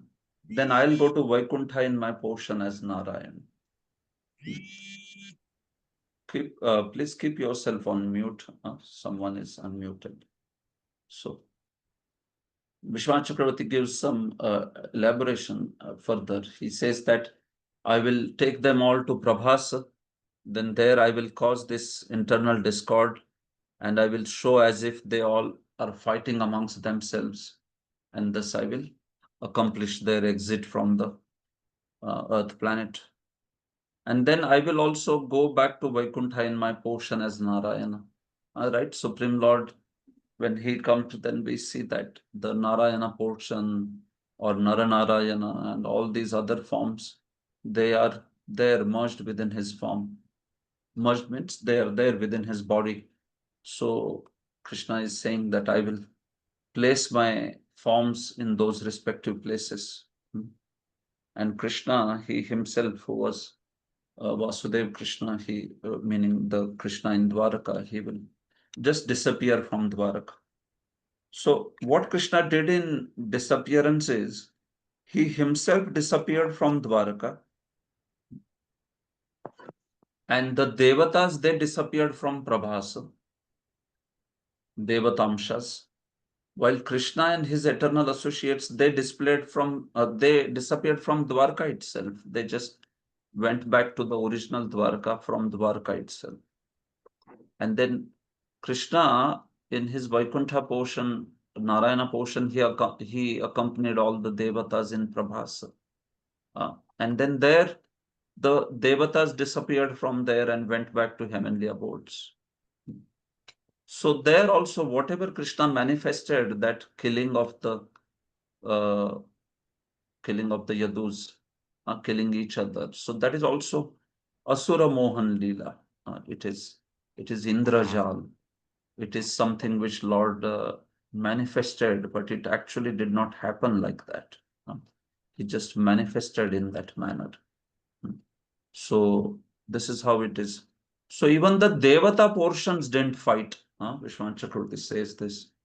That forget about eternal associates, Yadus fighting, that never happened only. But even the Devata portions did not fight, because it is Asura Mohan. It is like Indrajal that is shown, that is created. It was not something which actually happened, but Krishna showed like some magic show or like that. So anyway, that will come. It will come ahead in the chapters of disappearance. But that's what actually happened as per Jiva Goswami and Vishwan Chakravarti also. So, purport. Even though Lord Krishna wanted to arrange for the disappearance of members of the Yadu dynasty, he could not personally kill them as he had killed many demons, because the Yadu dynasty was his own family. So why he did not want, or he did not arrange for them to be killed by others? Because it was not possible. Mat samshrayasya. Those ideas purport is addressing. Srila Bhaktisiddhanta Saraswati has pointed out that ordinary people hearing of the adventures of Yadu family might think that the heroes of the Yadu dynasty are as worshipable as Krishna, or that they are independent controllers. In other words, people polluted by Mayavad philosophy might see the Yadu dynasty as being on the same level as Krishna. So Bhaktisiddhanta Saraswati, you can see, he gives one more reason why Lord Krishna arranged the destruction. I mean, what is one more thing that he wanted to teach also?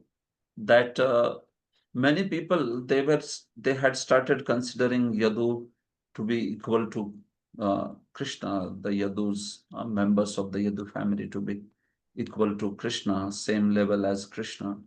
So there was some sort of Mayavad philosophy kind of understanding.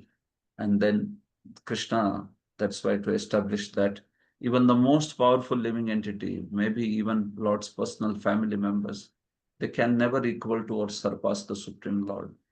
So Krishna arranged for the destruction of the Yadu dynasty. So those are also the other auxiliary lessons that can be understood from the past times, because right, when the pastime is being analyzed, what all can be learned from that, the commentators, and they also analyze and give these lessons that, okay, this also can be learned from these pastimes. And that's how Bhaktisiddhanta is giving these lessons. So one more verse, and then maybe we will pause for 5 minutes, 5-10 minutes. Evam vyavasito rajan satya sankalpa ishvara shapa vyajena vipranam sanjahare svakulam vibhuhu. Chaitanya Prasad Prabhu, you want to read? Yes. My dear King Parikshit, when the Supreme Almighty Lord, whose desire always comes to pass, had thus made up his mind, he withdrew his own family on the pretext of a curse spoken by an assembly of Brahmanas. Yeah. So in this way, evam vyavasito, when Lord decided this, krutanishchaya vyavasitaha, when he made this resolve in his mind, satya sankalpa. So whatever he desires, he can always accomplish that. He accomplishes that. So that's why Shapa Vyasena Vipranam, he arranged for this Shapa, but it was just a pretext in order for accomplishing the disappearance of the Yadus. That's called a Vyaja, pretext, Vyaja Stuti, which means that it is glorification. Vyaja Stuti can mean that it is actually, it may appear like criticism, but it is glorification. Or it can mean opposite also. It may appear like glorification, but it is actually criticism. So Vyaja is the pretext. Bahana, शाप व्याजेन, तो बस शाप का बहाना बना लिया उन्होंने. संजहरे स्वकुलम विभु, he just withdrew his own family. Sanjahare, this word is also very nice. Samyak jahare. Samyak means perfect. So the withdrawal was perfect. It was samyak. It was not something unfortunate, something ghastly that happened. No. It was a very perfect withdrawal of his swakulam, meaning that he arranged individual personalities to attain the respective abodes that they are supposed to, in this way. Sridhar Swami says, Vyavasita means Krita Nishchaya. Krishna resolved in his mind. Sanjahre means Upasamhritavan. He withdrew his family. The pretext of a curse from the Brahmanas shows that Lord wanted to declare the greatness of the Brahmanas. This was also one of the intentions in this arrangement. Vishwanath Chakravarti says he wanted to show the greatness of Brahmanas or Vaishnavas, because these were all great sages that the Yadus offended. Sages like Narada, Vasishtha, and Kapila, Narada, Vasishtha, Kanva, and such great sages, Angira, and all of them. So these were great devotees, Brahmanas, and they were offended. So Lord also wanted to show that what is the result of such offense to the great souls. So these are the various reasons of destruction of Yadu dynasty in that particular manner by the Lord. These they have been spoken in various commentaries. So we can see at least I could enlist 12 of them. There may be more you can study, but at least I could see these 12. So who wants to read these 12 reasons why Lord accomplished? Kamalakant Prabhu, you can read. The various reasons of destruction of Yadu dynasty by the Lord. First, the Lord wanted to wind up his pastimes and take his associates back. Second, Yadus were most powerful, so they could not be destroyed by anyone else. To give the teachings of detachment through the destruction of even powerful beings like Yadus.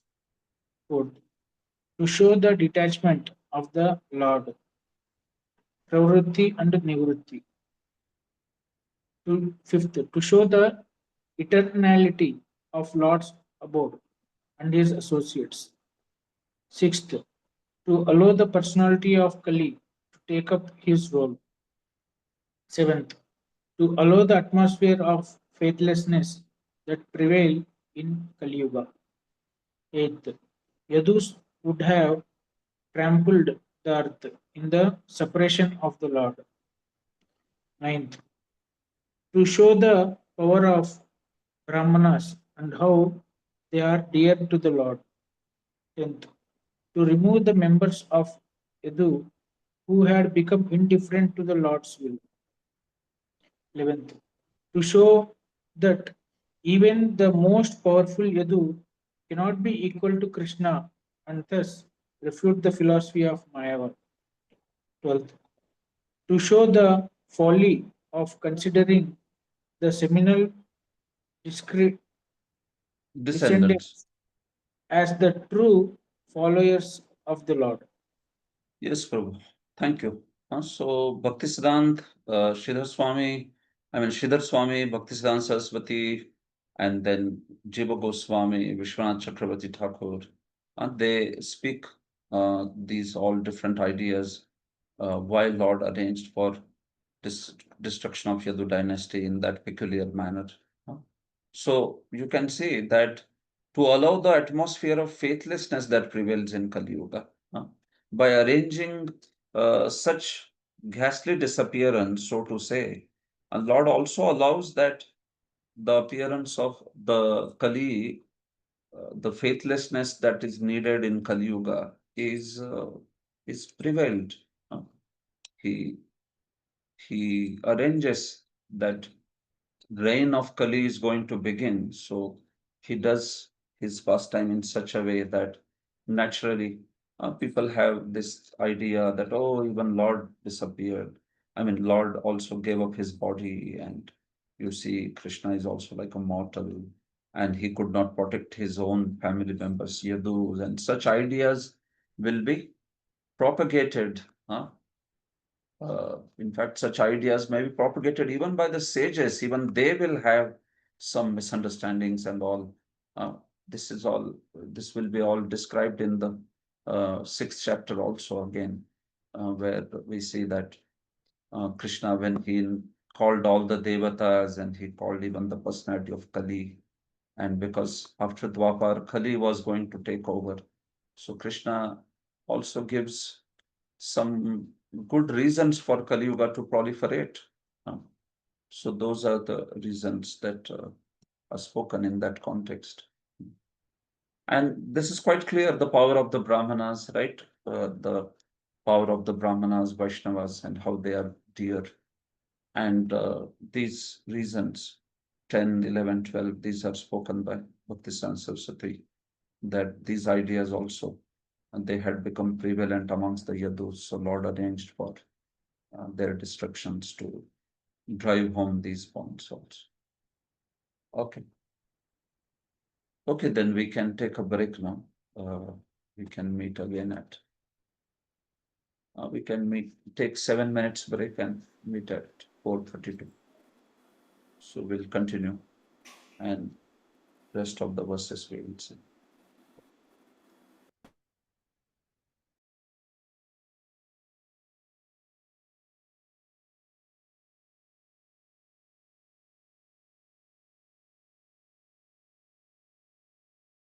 So you see, text 5's purport we will see first.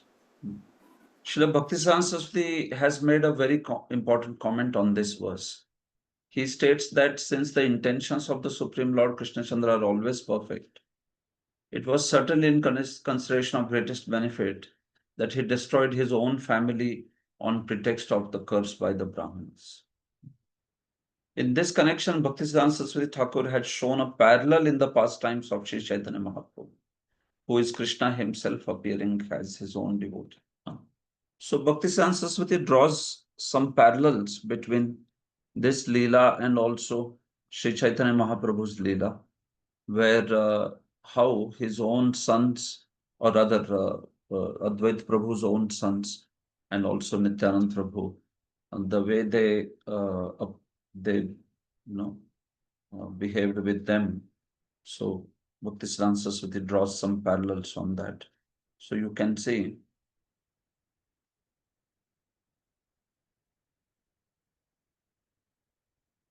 it talks here. Sri Chaitanya Mahaprabhu avoided this impediment, meaning the impediment of this, seminal line, line being considered as the authority, right? Sometimes there is these Jat Gosais and these Vamshas, right, where they feel like only those who have come directly in the family line of Sri Chaitanya Mahaprabhu or Nityanand Prabhu or Advaita Prabhu, only they have the right to be spiritual masters. So these ideas are Jat Gosai or Vamsh Gosai, that kind of ideas they speak. They give undue importance to people born in Lord's so-called family.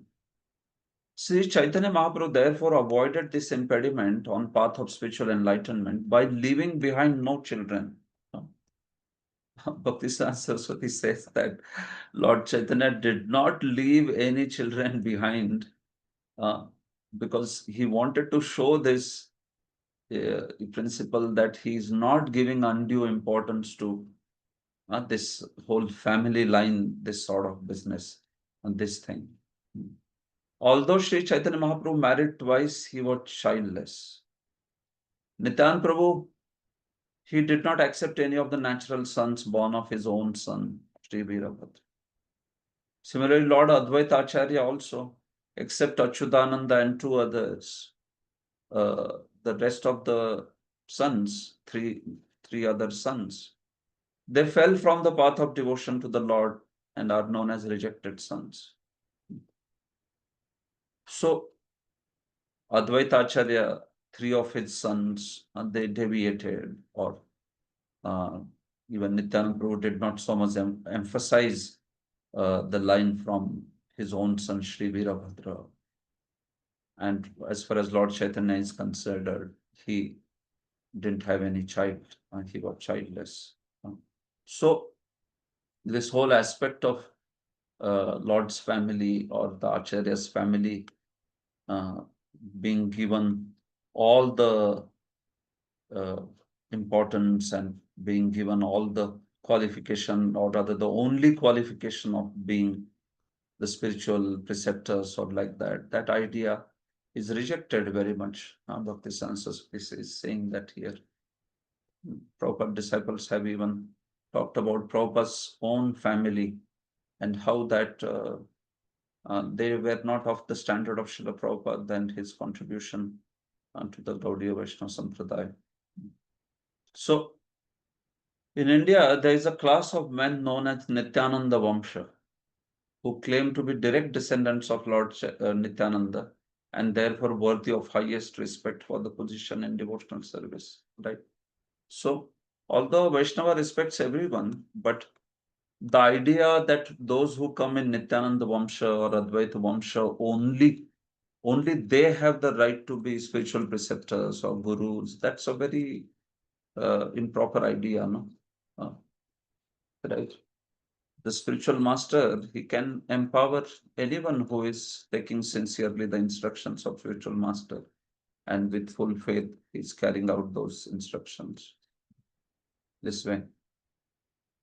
So that's why he's addressing that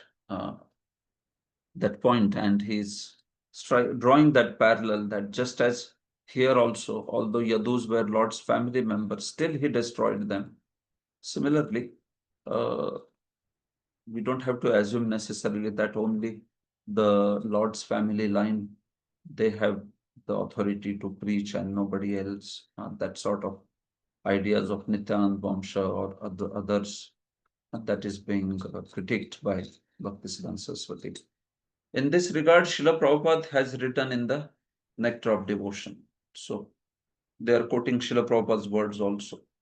So Vraja Krishna Prabhu, you can read this Prabhupada's words from Nectar of Devotion. This yellow color.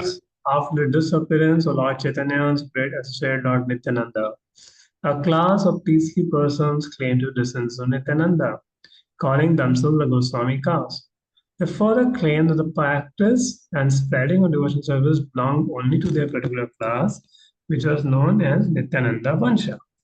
In this way, they exercised their artificial power for some time until Bhakti Siddhanta Saraswati Thakur, the powerful Acharya of the Gaudiya Vaishnava Sampradaya, completely smashed their idea. There was a great hard struggle for some time, but it has turned out successful and is now correctly and practically established that devotional service is not restricted to a particular class of man. Yeah. So just as Lord Krishna here is he's causing destruction of his family members, although Yadus are his family members, but just as he is not giving that regard to them, so similarly Bhaktisiddhanta Saraswati is drawing the parallel of there may be some so-called family descendants of Nityananda or Advaita Vamsha, but then if they are not maintaining that standard, or if they are not able to respect other Vaishnavas, so just by that birth, that won't be a proper idea that they are the only preceptors. Yeah, if they are exalted, then yes, they are certainly to be respected. But if they are not up to the mark, while they are discrediting every other bona fide preacher, which is the case many times, so then that is not very proper, and that idea is being critiqued by Bhaktisiddhanta Saraswati here. Okay, text 6 and 7. Swamurtyalokalaavanya nirmuktyalochanam nranam girbhista smaratam chittam padaistani kshatam kriya achitya kirtim sushlokam vitatya hyanjasanukau tamonaya tarishantiti agad swam padamishvarah. Translation.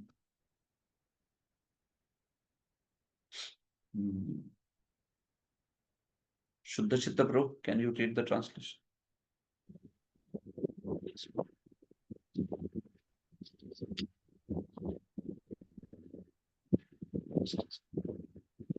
Six and 7.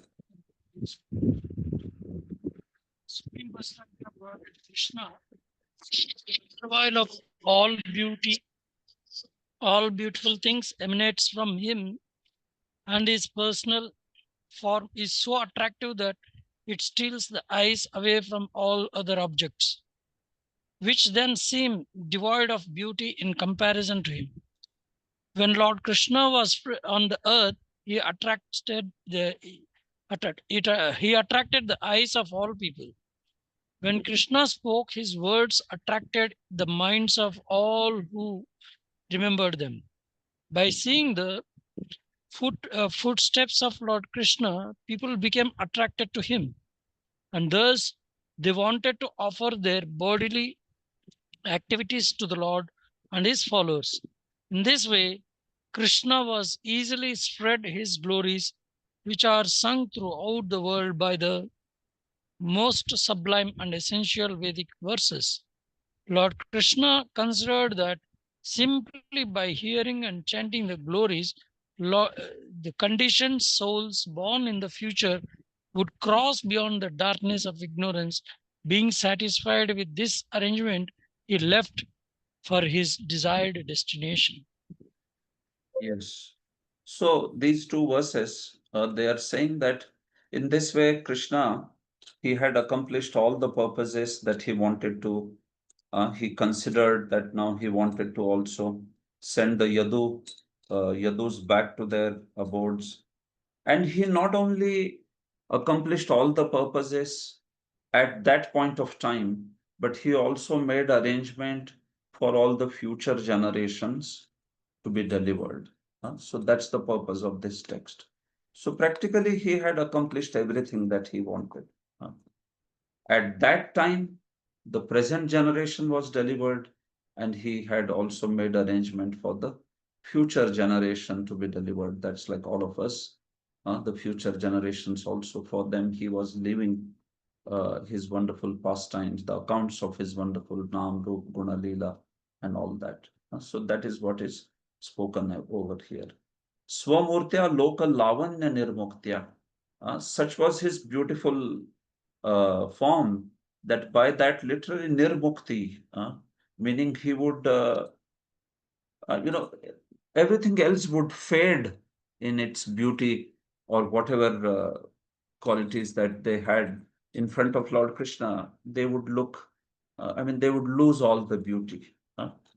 They would lose all the beauty means he was like so beautiful that nothing of this world would appear to have or possess any beauty in front of him.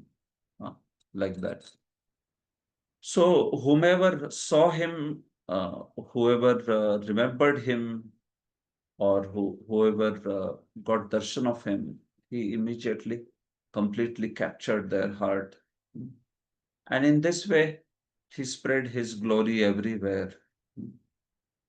Anjasa nukau tamo anaya tarishanti. And he thought, or he thought to his mind that all the glory of his nama, rupa, guna, lila, such was the wonderful glory that taking the shelter of that, even the future generations, anaya kirtya, that kirti, that fame of the Lord, taking shelter of that, tamo tarishanti, they will all cross over the darkness of material world. So thinking like this, Agad Swam Padam Ishvara, Shri Krishna, he went back to his own abode. He decided to go back to his own abode this way. So that's the purpose of this text. Accomplishing all the purposes of his appearance, Lord went to his own abode. That is what is spoken in two verses beginning with Swamurtya. His form caused the beauty of this world to give up. It means that the world had no beauty to compete with him. Or it can mean that Lord's form bestowed beauty on this world. That's also very beautiful meaning, right?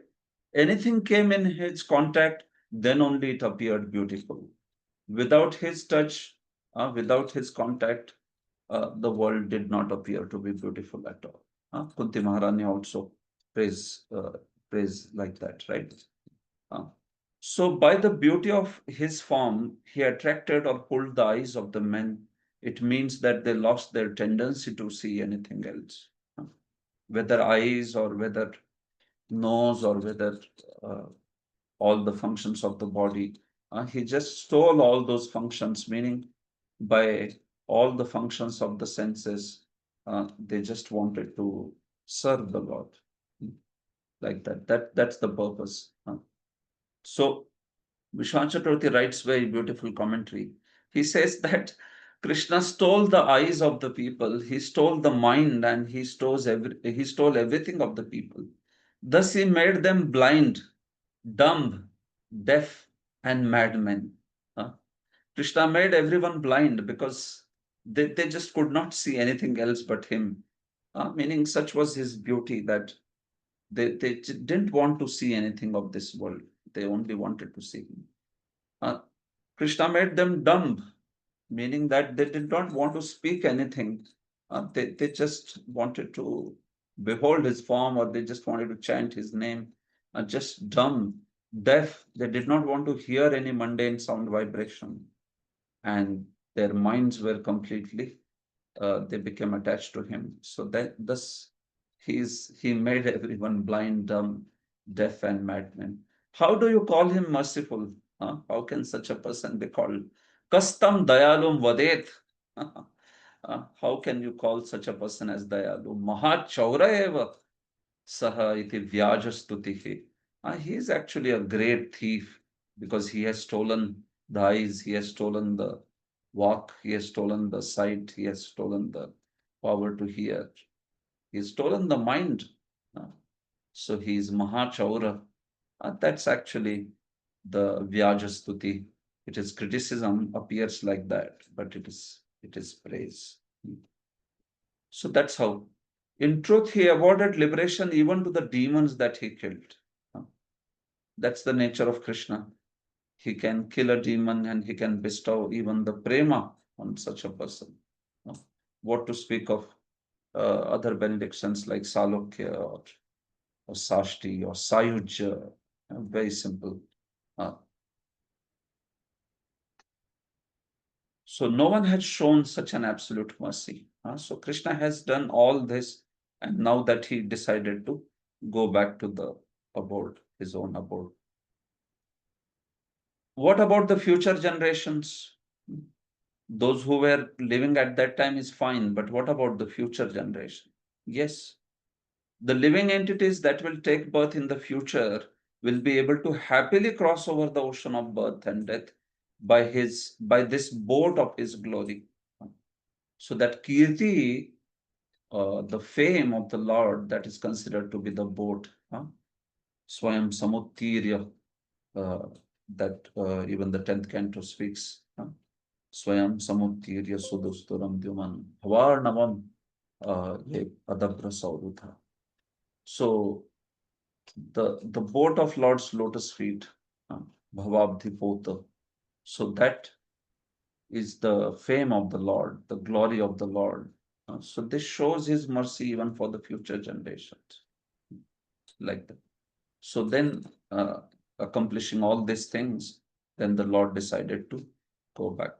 So whenever Lord decides to go back to the spiritual abode, especially in the form of Krishna, all other expansions from Vaikuntha and all, they are there. So we see that those expansions, they go back when Lord ends his pastimes. Okay, so that is all.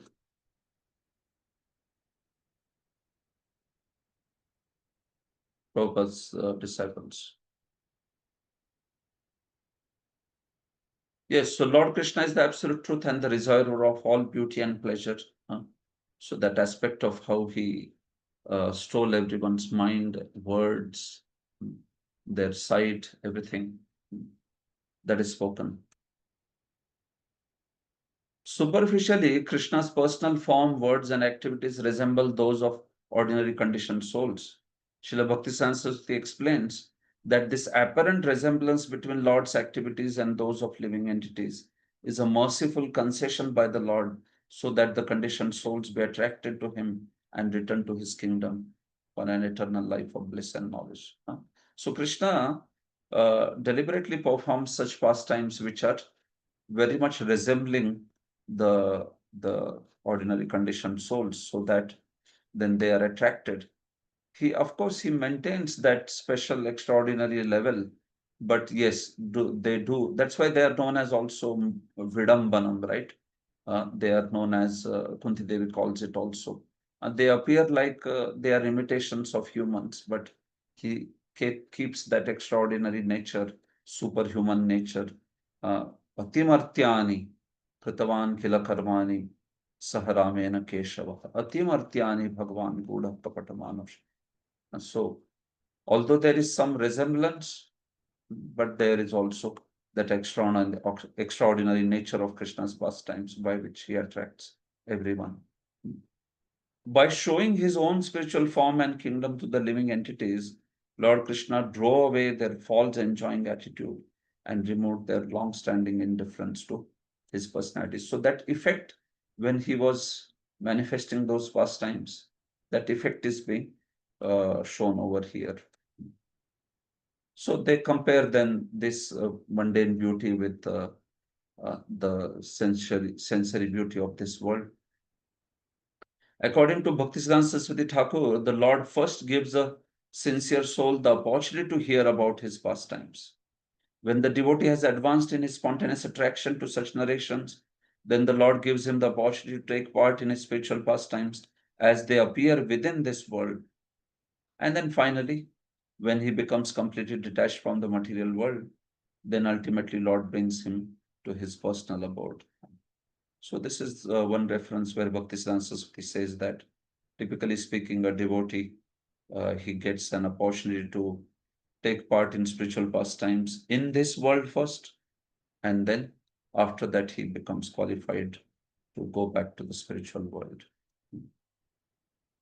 Srila Jiva Goswami has pointed out that the words Tamo Anaya Tarishanti indicate that although Lord Krishna appeared 5,000 years ago, one who hears and chants about the activities, forms, and words of the Lord will get exactly the same benefit as those who personally experience these things as contemporaries of Lord Krishna. So, Lord Krishna is arranging the deliverance of not only the present generation but also the future generation. Vishwanath Chakravarti's idea of Krishna making people blind, dumb, deaf, that is also addressed in the purport. Finally, the word Padam has been also translated as that which has been decided. That's also one of the meaning of the Padam. Padam can mean various things like place of deliverance, fortune, food, object, all that. Here the meaning is that he went to Padam, which means that whatever was his plan, whatever was his Vyavasitam, whatever he had decided, Krishna just accomplished that particular thing this way. In fact, if we say that Krishna returned to his eternal abode, we imply that Krishna had been absent from his abode and was now returning. Therefore, Vishwanath Chakravarti Thakur points out, it is incorrect to say in a normal sense that Krishna went back to his abode. Because Krishna never left the abode, so it doesn't behoove to say that he went back to his abode. Basically, he just manifests that form of the spiritual world in this world also. So he never leaves his abode, the spiritual world, but he manifests that spiritual world here also as an expansion when he is performing those pastimes. So that's what Vishwanath Chakravarti means by we don't use the word went back to his abode. Especially for Krishna, it is being spoken that because he is always there in his abode when he is manifesting pastimes here also. He never leaves the abode. Okay. All right. So now from here onwards, there is the story of how they got the curse. So we will go very fast now. There is not much commentary or much discussion over here. So I just want one devotee only to read all the translations as we go ahead. Srinath Prabhu, you can do that? Yes, Prabhuji. Yes. Yeah. So now this rest of the verses, no, as I call out, you can read the translation. There's not much discussion here. Okay. Shri Rajovacha Brahmanyanam Vadanyanam Nityam Vruddhopasevinam Viprashapakadamabhut Vrishninam Krishna Chetasam. Yes, Prabhu. King Parikshit inquired, how could the Brahmanas curse the Vrishnis, who were always respectful to the Brahmanas, charitable, and inclined to serve senior and exalted personalities, and whose minds were always fully absorbed in thought of Lord Krishna? Yes, thank you.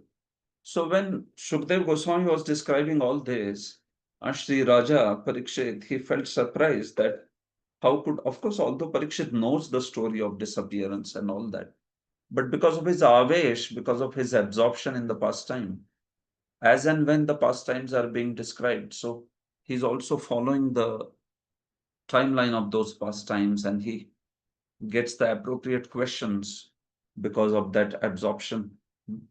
So when he heard about the disappearance of the Yadus, so he was very much surprised and he wanted to ask, how could it happen that such glorious Yadus, virtuous Yadus would receive the curse of the sages? How can it happen?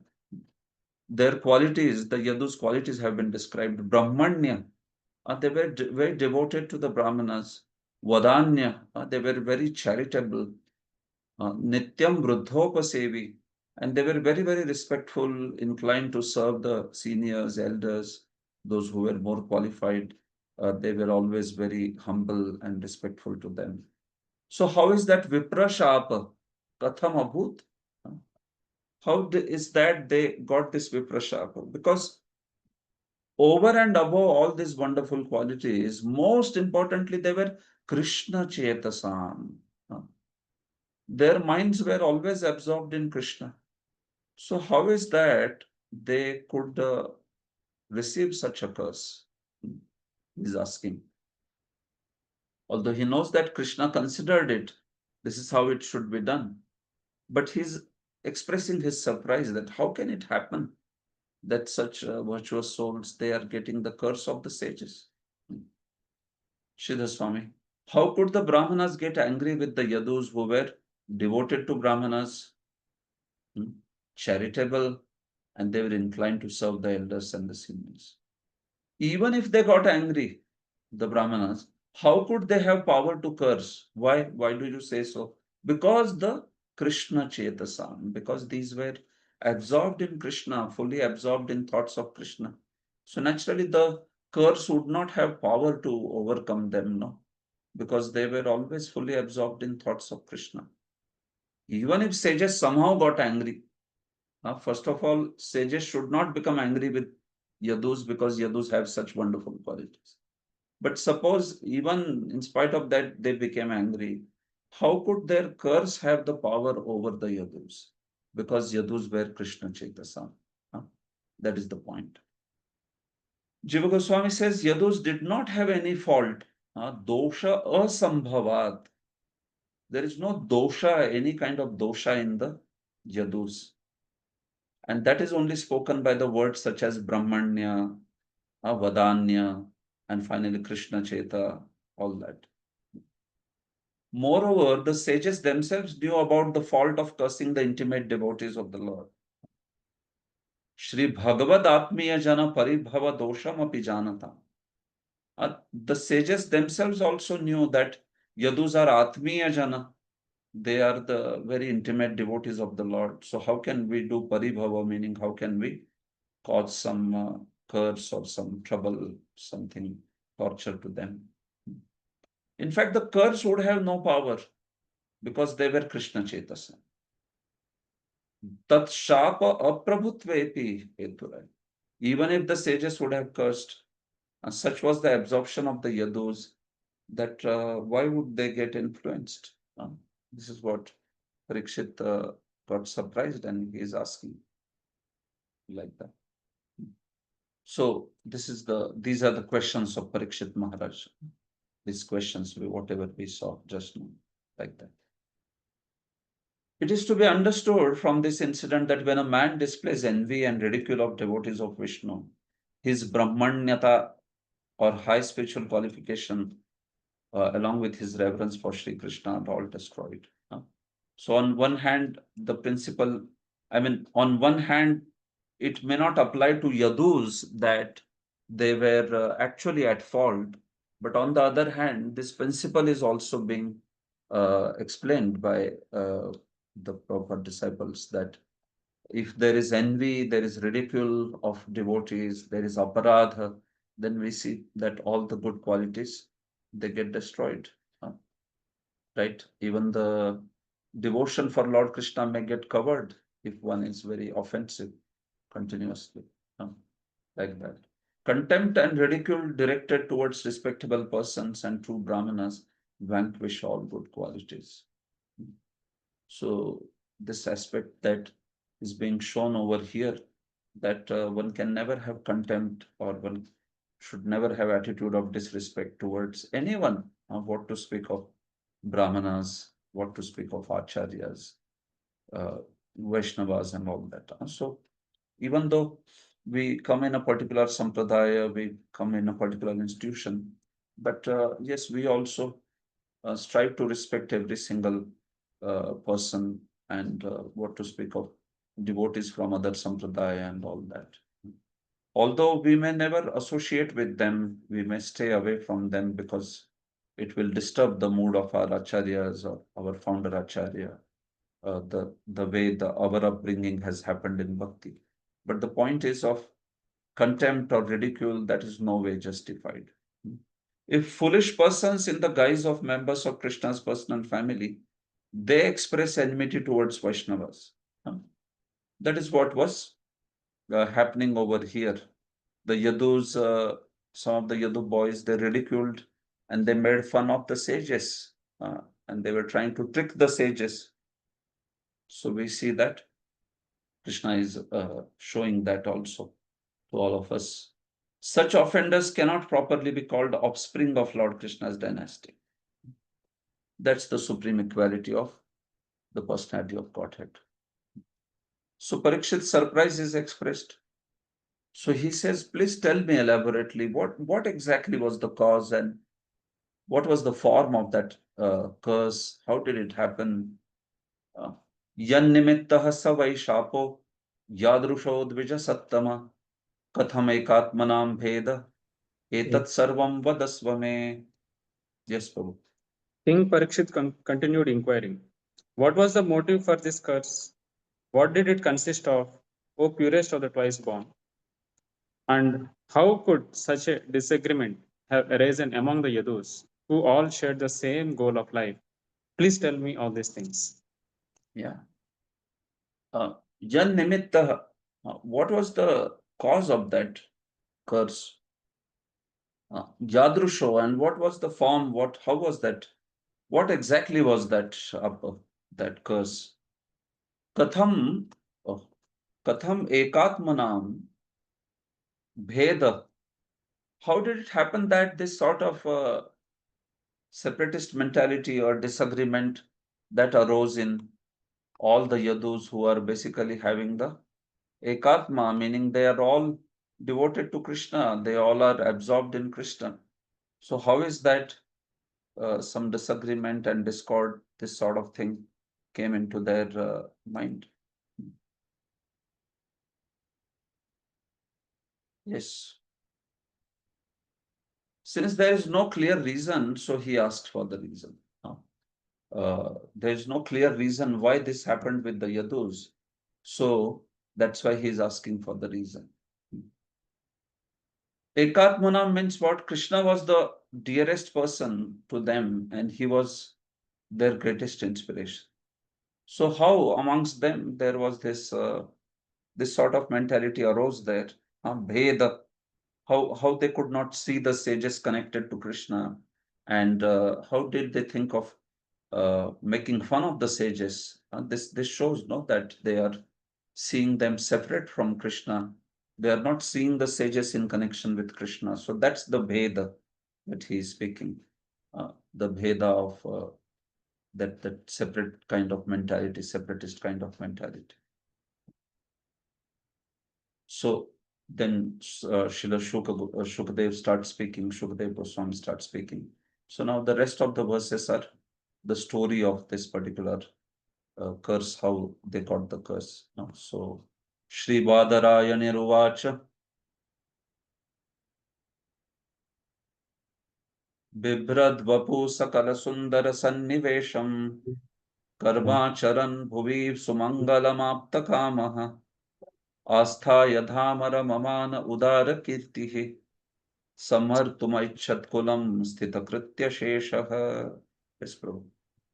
Sukadeva Goswami said, The Lord who bore his body as the amalgamation of everything beautifully executed the most auspicious activities while on the earth, although he was, in fact, without any endeavor, already satisfied in all desires.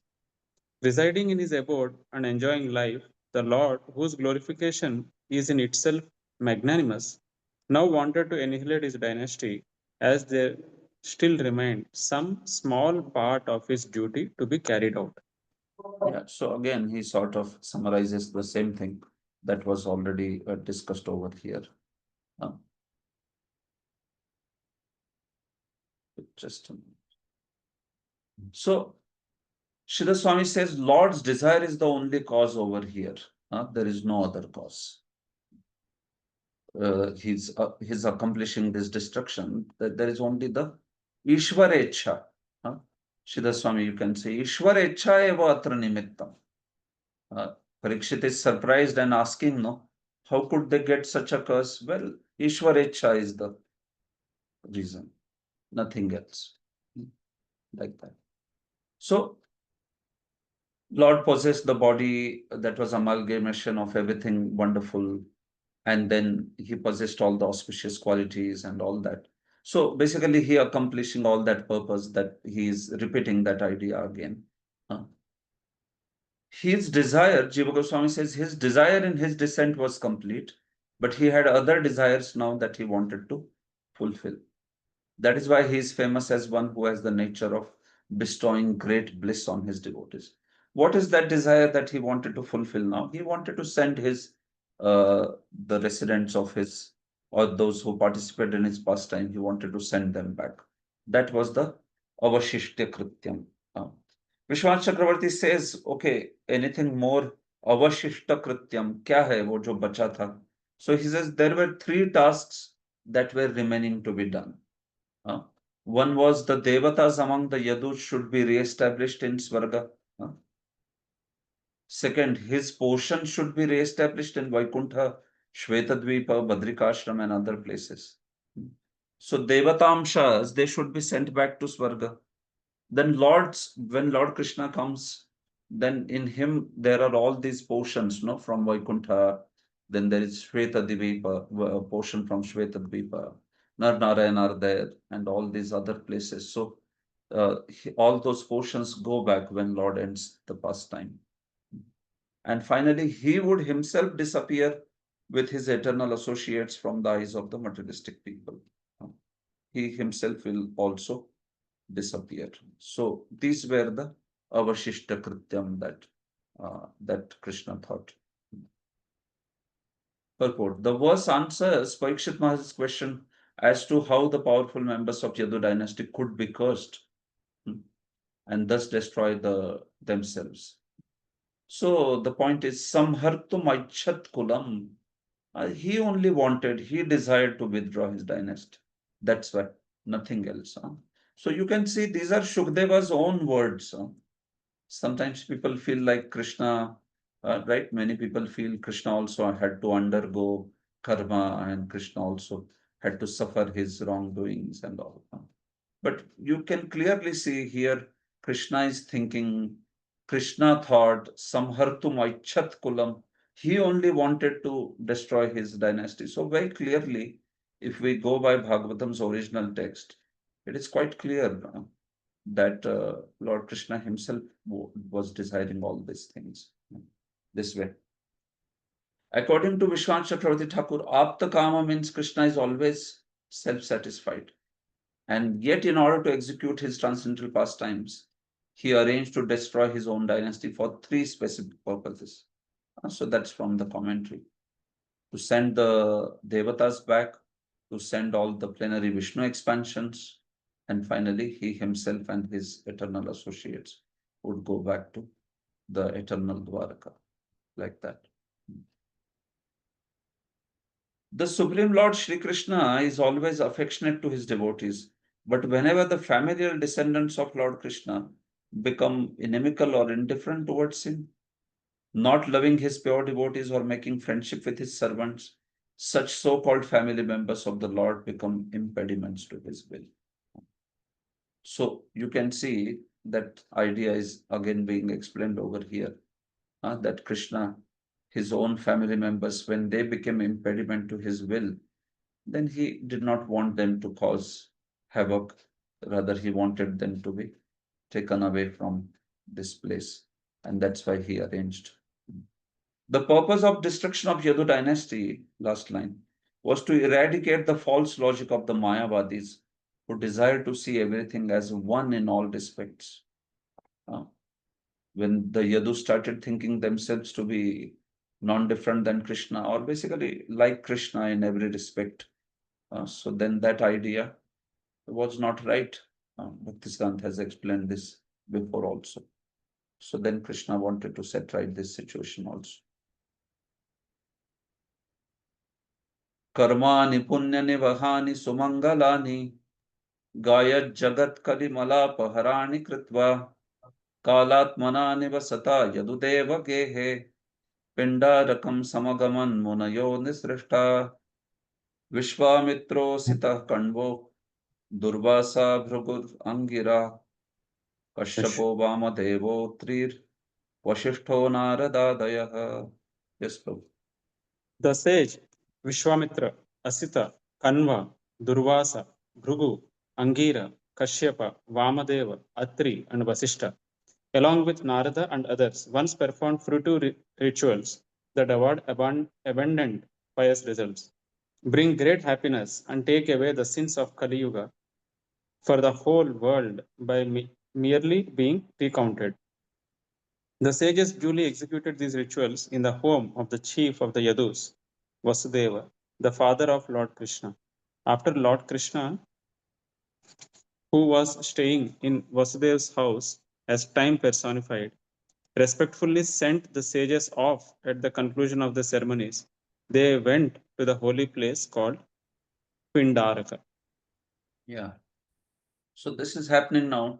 This is the story that is happening towards the end of Lord's pastimes, this world.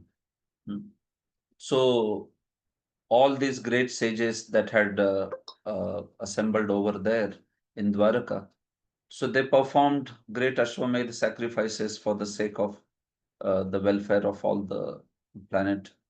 And then they all went to this place called Pindaraka.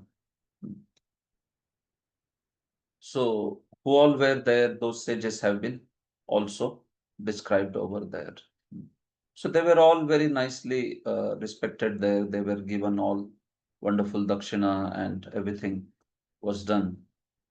And all these sages, when they had assembled there, that's where the Yadu boys, then they basically behaved improperly towards them. So that's the story.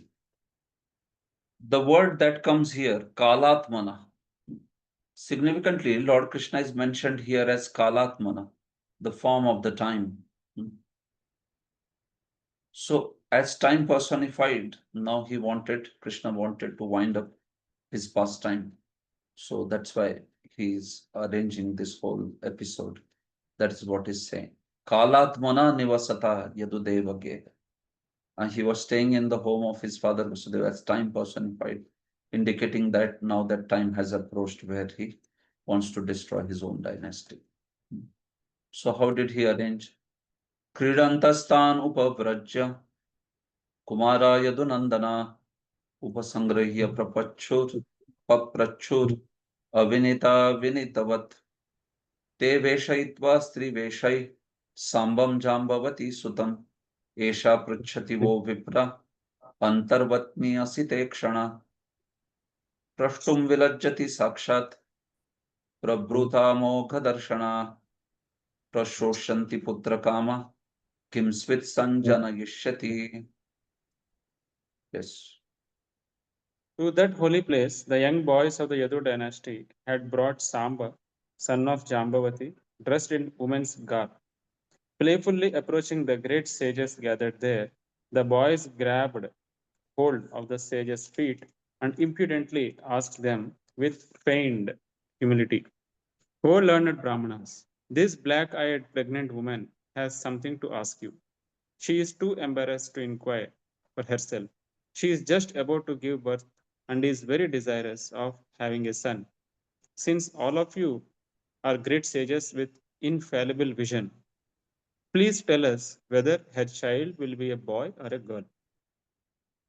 So ordinarily, the Yadu boys were very respectful towards the sages. But here we see by Ishwarecha, while playing there at the Pindaraka, these boys, they decided to make some fun of the sages.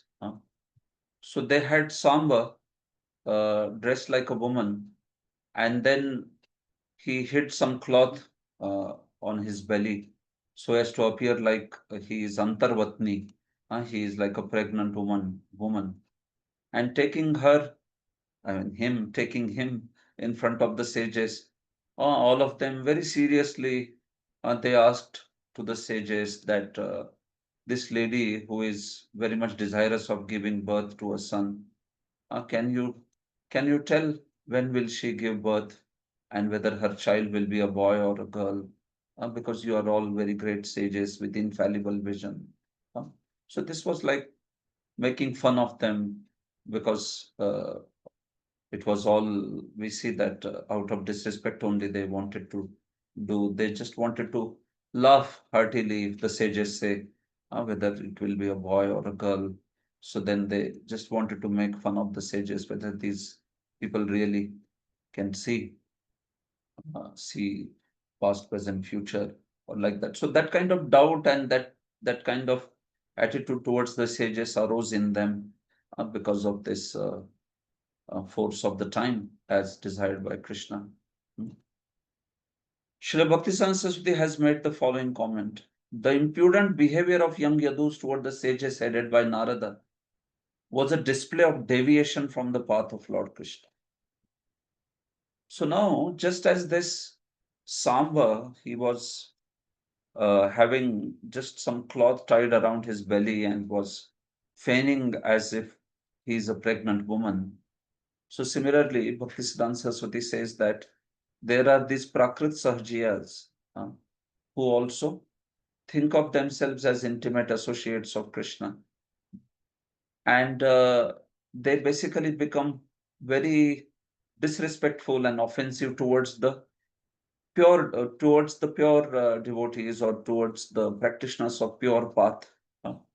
So the Yadukumaras, they are being compared to those, or rather Prakrit Sahjiyas are being compared like that, because they also think that they have love of God. Like here, the Yadukumaras also are, especially Samba is showing as if, he is a pregnant woman and about to deliver a child. So similarly, those Prakrit Sahjiyas also, they think that they have some love of Godhead. They cry tears and all that. And they don't recognize the real devotees, genuine devotees. The Yadukumara's deception is termed as seemingly humble, meaning that in fact they were anything but humble. Therefore, the ridiculing of Vaishnavas by the Lord's family resulted in a great offense. So similarly, these Prakrit Sajya people, or even those who are uh, just claimants of the Vamsha, and those who think that we are only the familiar descendants, are only authorities in Bhakti. So all these people, Bhaktisiddhanta is comparing to them, to this Yadukumaras who became offensive towards the genuine devotees. Believing the Brahmanas, Vaishnavas, and Rishis to be foolishly lacking in material affairs of sense gratification, the Yadukumaras dressed Samba as a woman and tried to mock the saintly assembly. Lord Krishna wanted to teach that such an offense committed against great devotees by his associate Samba would be the cause of Yadu dynasty's destruction. Of course, all as a part of his Leela, but there is some teaching that is being given also. In modern times, such behavior has also manifested itself within Gaudiya Vaishnava community. Right? So, practically dressing like a woman, those who are Sakhi Bheki and such sampradayas, Apasampradayas rather, Apasampradayas. So Bhaktisiddhanta is commenting on them. one is not following in the proper Sampradaya teaching, right? All those upper Sampradayas like Gauranga Nagari or Sakhi Bheki and all these.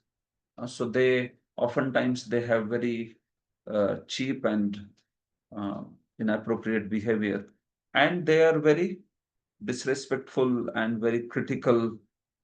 They are sometimes very vengeful towards those who are the true practitioners of Vaishnava religion. So we see that they themselves are actually taking the standard to be very cheap, but in fact they are envious towards the real Vaishnavas. So then such, just as here Lord has arranged, so similarly they will all be committing those aparadh and they will be punished by the Lord. Bhakti Saraswati is commenting on that. So he speaks about all this Sakhi Bheki and such different upper sampradayas, false yogis who are also talking about Madhura Rati and all that. So finally, the mockery of the Brahmanas and Vaishnavas by young boys of Yadu dynasty who dressed Sambha in woman's garb and the resultant destruction of Yadu dynasty conclusively demonstrate the uselessness of Sahajiya Sampradayas. Like that. Jiva Goswami, as usual, he has confirmed that the lack of humility shown by the sons of Yadu dynasty was an arrangement by the Lord. So he, in this episode, he takes on that particular angle only, where he says that this was all arranged by the Lord. That particular aspect. While Bhakti Siddhant or others, they take that aspect of, okay, what it was to be learned by this? What was the lesson to be taught to the Loka? What was the Loka Shiksha? What was the lesson to be taught to the general populace? This way. Evam pralabdha munayas tanucho kupita nrupa janayishyati vo manda mushalam kulanashanam. Yes, Thus ridiculed by deceit, the sages became angry, O king, and told the boys, Fools, she will bear you an iron club that will destroy your entire dynasty. Yeah, so sages could immediately understand that they are doing vanchana. These boys, they are tricking us, cheating us, pralabdha. So then they became very angry.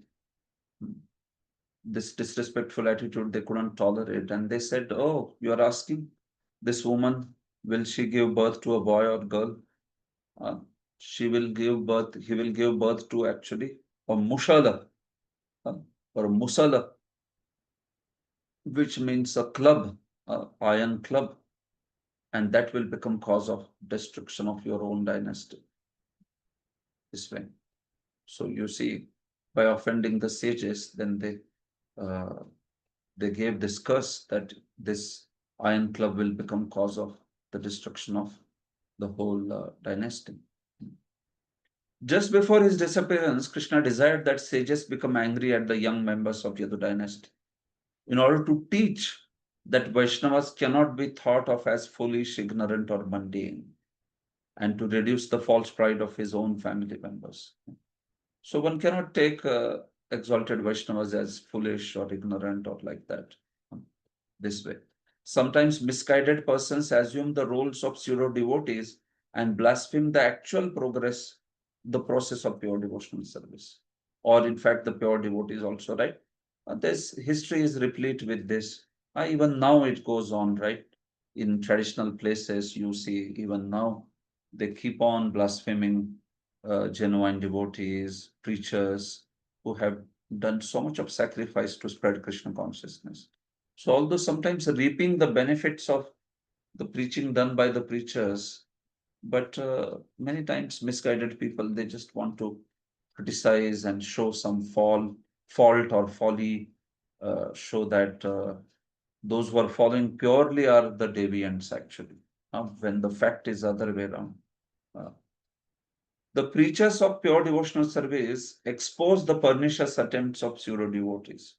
And similarly, the sages headed by Narada, who were all exalted devotees of the Lord, addressed the young boys and told them, within this false womb or false dress of a sadhu, a club will take birth.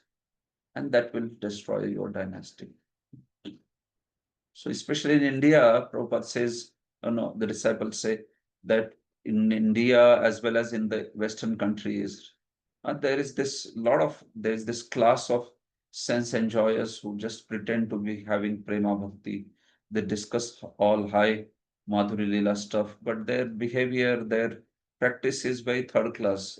They don't have any practice. So, see, we should not get too much influenced by talk of the people. Sometimes people want to speak very lofty things, no?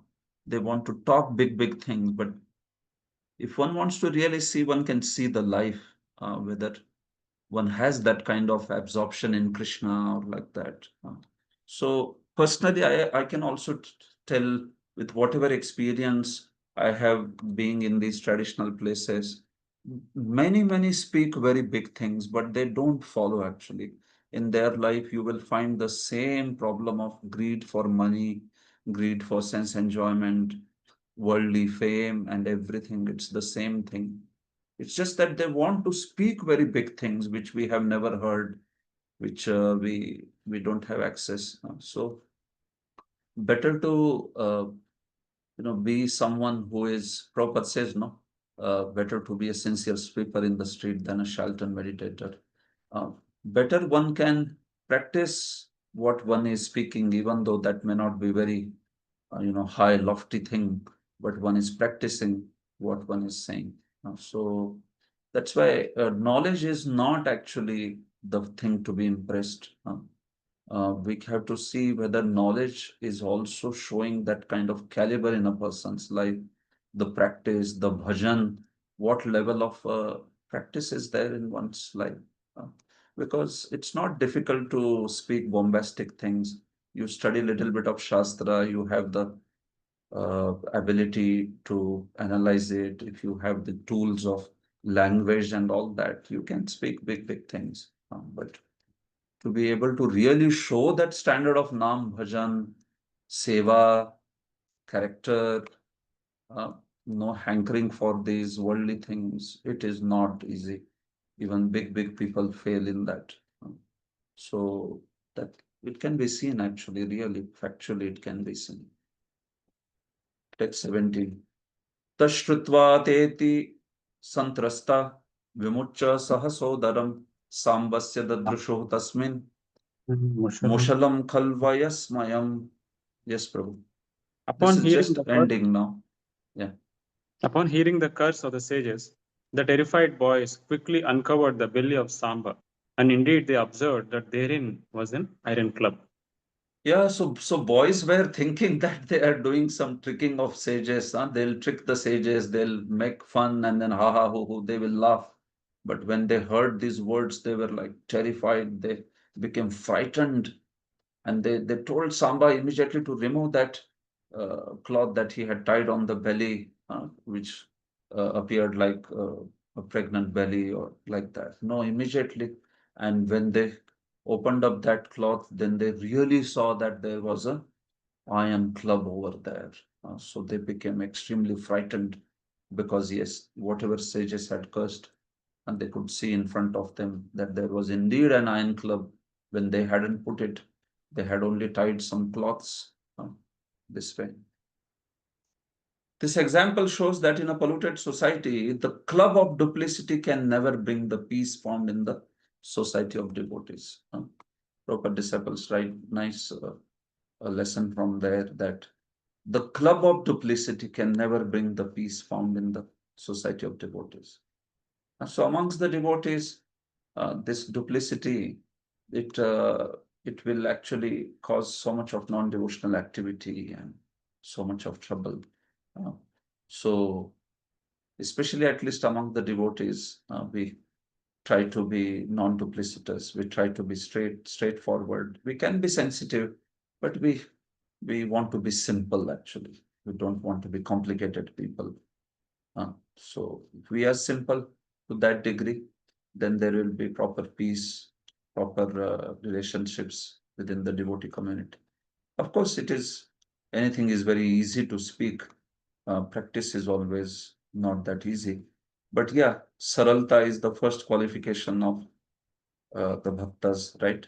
So if we can learn that non-duplicitous nature, then life becomes very, very simple, and one can stay away from aparadhas and such things like that.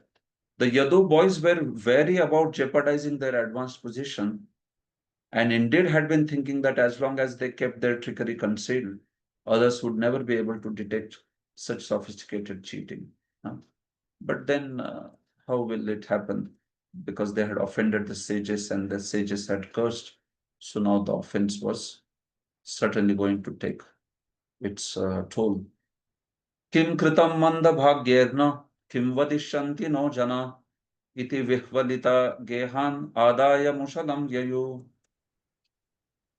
The young men of the Yadu dynasty said, "Oh, what have we done? We are so unfortunate. What will our family members say to us?" Speaking thus and being very disturbed, they returned to their homes, taking the club with them. Tachopaniya sadasi pariplana mukhashriya rajna vedayam chakru sarva yadava sannidhau. The Yadu boys, the luster on their faces completely faded, brought the club into the royal assembly, and in the presence of all the Yadavas, they told King Ugrasena what had happened. So now, after this whole thing had happened and such a terrible curse they received, they should have actually gone to Krishna, because although King Ugrasena was there, but everybody knew that Krishna is the protector. But somehow, by the influence of Krishna's desire, time, here they did not go to to Shri Krishna, and they went to King Ugrasena. And then Ugrasena also did not consult Krishna. He just took his own decision what is to be done with this club. The Yadu boys and Ugrasena did not go to Krishna because they were very ashamed. But that was not right thing. They tried to give the solution to this situation without approaching Krishna when it should not have been done. Shrutva mogham viprashapam drishtva cha musalam nrapa vismita bhaya santrasta babhuvur dwara kaukasa. O King Parikshit, when the inhabitants of Dwarka heard of the infallible curse of the Brahmanas and saw the club, they were astonished and distraught with fear. तच्चूर्णयित्वा मुशलं यदुराजः स आहूकः समुद्रसलिले प्रास्यल् लोहं चास्यावशेषितम्. After having the club ground to bits, King Ahuka of the Yadus personally threw the pieces along with the remaining lump of iron into the water of the ocean. So he Ugrasen decided to get that iron lump powdered, and then most of it he made fine pieces and he threw it in the ocean along with whatever was the remaining lump of the iron. Last part, he threw it way inside the ocean, thinking that that will be the solution. It's done if we throw it in the ocean. Kaschin matsyograsilloham churnani taralaistata uhyamanani velayam lagnanyasan kila eraka. A certain fish swallowed the iron lump, and the bits of iron, carried back to the shore by the waves, implanted themselves there and grew into tall, sharp canes. Yeah, so that all that small, powdered iron, it was carried back to the shore by the waves. And in Velayam, in some time on that shore, it turned into eraka sticks, like some very hard bamboo sticks. It turned into eraka sticks. Eraka are very sharp-edged blades, grasses. So it turned into that. Later, those sticks would be taken up by Yadus and they would beat each other to death with those same sticks. And fish swallowed that iron lump that was there. Matsyo grahito matsyagnair jalenanyai saharnave tasyodara gatam loham sashalle lubdhako karot. The fish was caught in the ocean along with other fish in a fisherman's net. The iron lump in the fish's stomach was taken by the hunter Jara, who fixed it as an arrowhead at the end of his shaft. So that fish who had gulped that remaining iron lump, so that fish was caught by some of the fishermen, and they cut open the fish and they found the iron lump. So they gave it to one hunter, sold off to a hunter. Jara was that hunter. So he took that iron lump and he made the arrow of that, who fixed it as an arrowhead at the end of its shaft. भगवान ज्ञात सर्वार्थ ईश्वरोऽपि तदन्यथा कर्तुं नैच्छद् विप्रशापं कालरूप्यन्वमोदत. Knowing fully the significance of all these events, the Supreme Lord, though capable of reversing the Brahmana's curse, did not wish to do so. Rather, in his form of time, he gladly sanctioned the events. Thank you, Prabhu. Thank you. So Bhagavan Jnata Sarvartha. See, Shukdev says that although Lord Krishna knew everything, he knew the import of each one of these things. What is going to happen with that lump? What is going to happen with those air acoustics? He knew everything. But Ishwaropi tad anyata karthum na ichchad. Anyatha kartum na ichchad. Na ichchad. He did not desire to do otherwise. He wanted it to happen in the way that he desired only. He did not want to change now. He wanted that, okay, this becomes the cause of the destruction. So that's why, although he was capable, he could have stopped the whole course. But Kala Rupi Anvamodata. He gave Anumodan. He sanctioned that this is how the event should occur. Like that. So, you see, Krishna wished to leave behind a vivid lesson for the living entities of this age, that any so-called religious person, even if he is exalted as to take birth in Lord's personal family, cannot violate the respect and reverence to the pure devotees. Narada was there, Kanva, Vasishtha, such great sages were there. And if one is offending them, then that offense will certainly take its toll. So Lord Krishna did not want to change the course of what is happening. Shri Narahari Sarkar Thakur, in his book Krishna Bhajanamrit, has corrected the improper statements of Gauranga Nadrivadis, Sakhi Bhekavadis, and others of the 11 pseudo-disciplic chains that claim to follow Sri Chaitanya Mahaprabhu.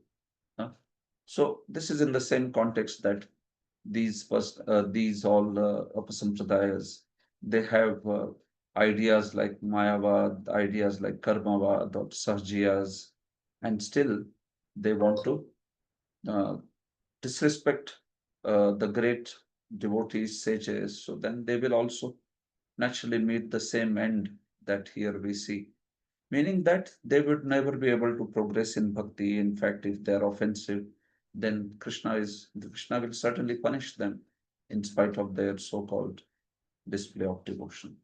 Thus end the purports of humble servants of His Divine Grace, Bhaktivedanta Swami Prabhupada, with the 11th canto, first chapter of Srimad Bhagavatam, entitled The Curse Upon the Yadu Dynasty. Thank you all very much for your patient listening.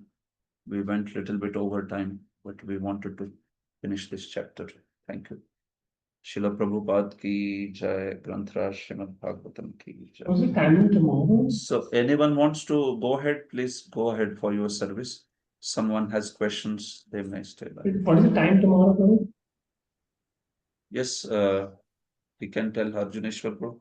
Time is 10:45 as usual.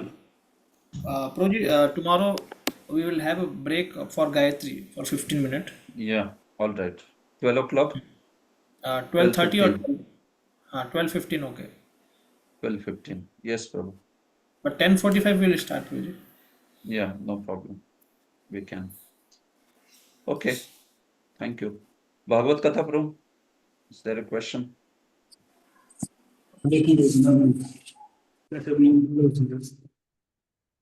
My voice you Not very clear. And now it is okay. Thank you very much for this wonderful explanation of this Mushala pastime. My question is regarding, you said Chakravarti Thakur says the whole pastime of those fighting is like magic. It actually didn't happen. So in that case, is it curse of the sages? Is it also is it like actually happened or is also like a magic in that sense? Yeah, correct. Yes. See, the this particular Mushala becoming the cause of the destruction of the dynasty. So now that cause, I mean, the curse of the sages. So did it actually occur or not?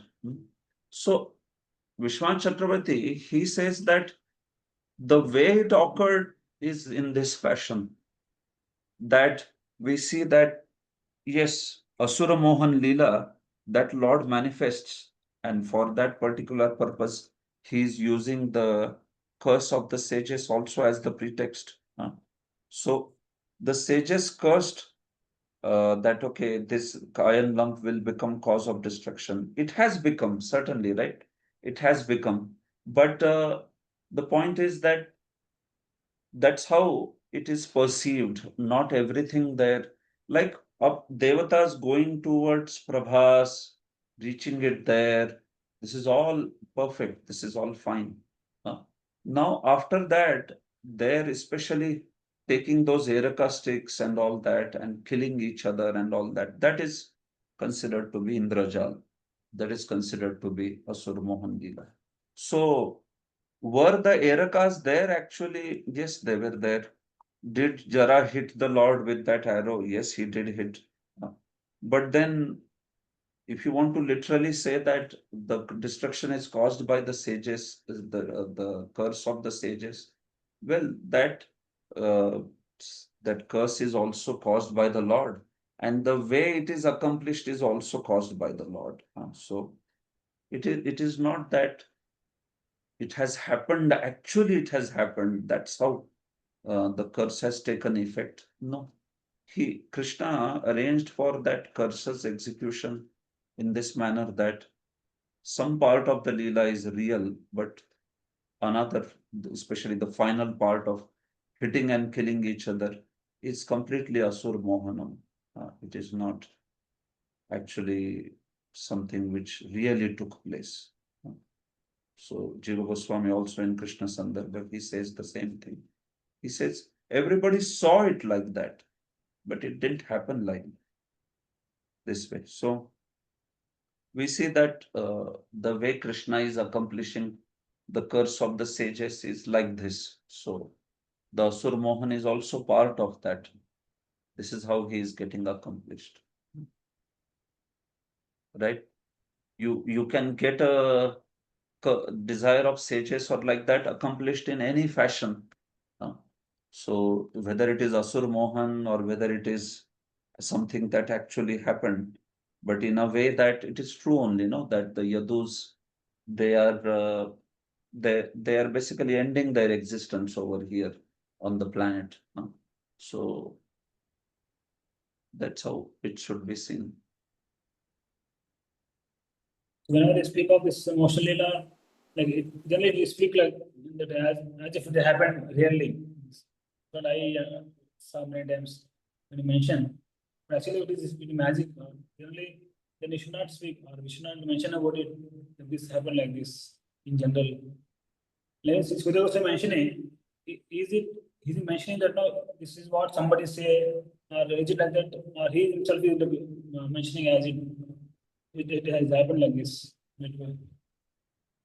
See, Vishwanath Chakravarti, he is giving elaborate explanation by also quoting some of the other Puranas and the ideas spoken by other Puranas. He's also, see, even Jiva Goswami in Krishna Sandarbha, he has analyzed the disappearance with great detail. So they give logical reasons why this cannot happen, why this particular thing is not possible. Why Asur Mohan is the proper explanation for that, like that. But of course, such particular ideas, if you want to exactly just quote from some other scripture which says that, see, this is Asur Mohan, no, it may not be that direct. they are explaining it in a way by giving proper logical ideas, conclusions, facts. But Asur Mohan idea, I didn't see spoken by other acharyas or like that. It is spoken by Jiva Goswami, it's spoken by Rup Goswami, it's spoken by Vishwanath Chakravarti. These personalities have especially spoken Asura Mohan. In fact, Vishwanath Chakravarti says that this Leela has been done in such a manner that even somebody like Parashar, even he will describe it as if it actually happened. In Vishnu Puran, he says that Vishnu Puran, Parashar describes as if it has actually happened. So that's the level of, you can say, bewilderment that the pastime has caused, that certainly within the part of Lord's desire only, but somebody like Parashar is also describing that this is what happened, or Mahabharata describes it in a certain way. But based upon all these factors, like, Yadus, can they be influenced by the curse of the sages if they were Krishna Chetasam?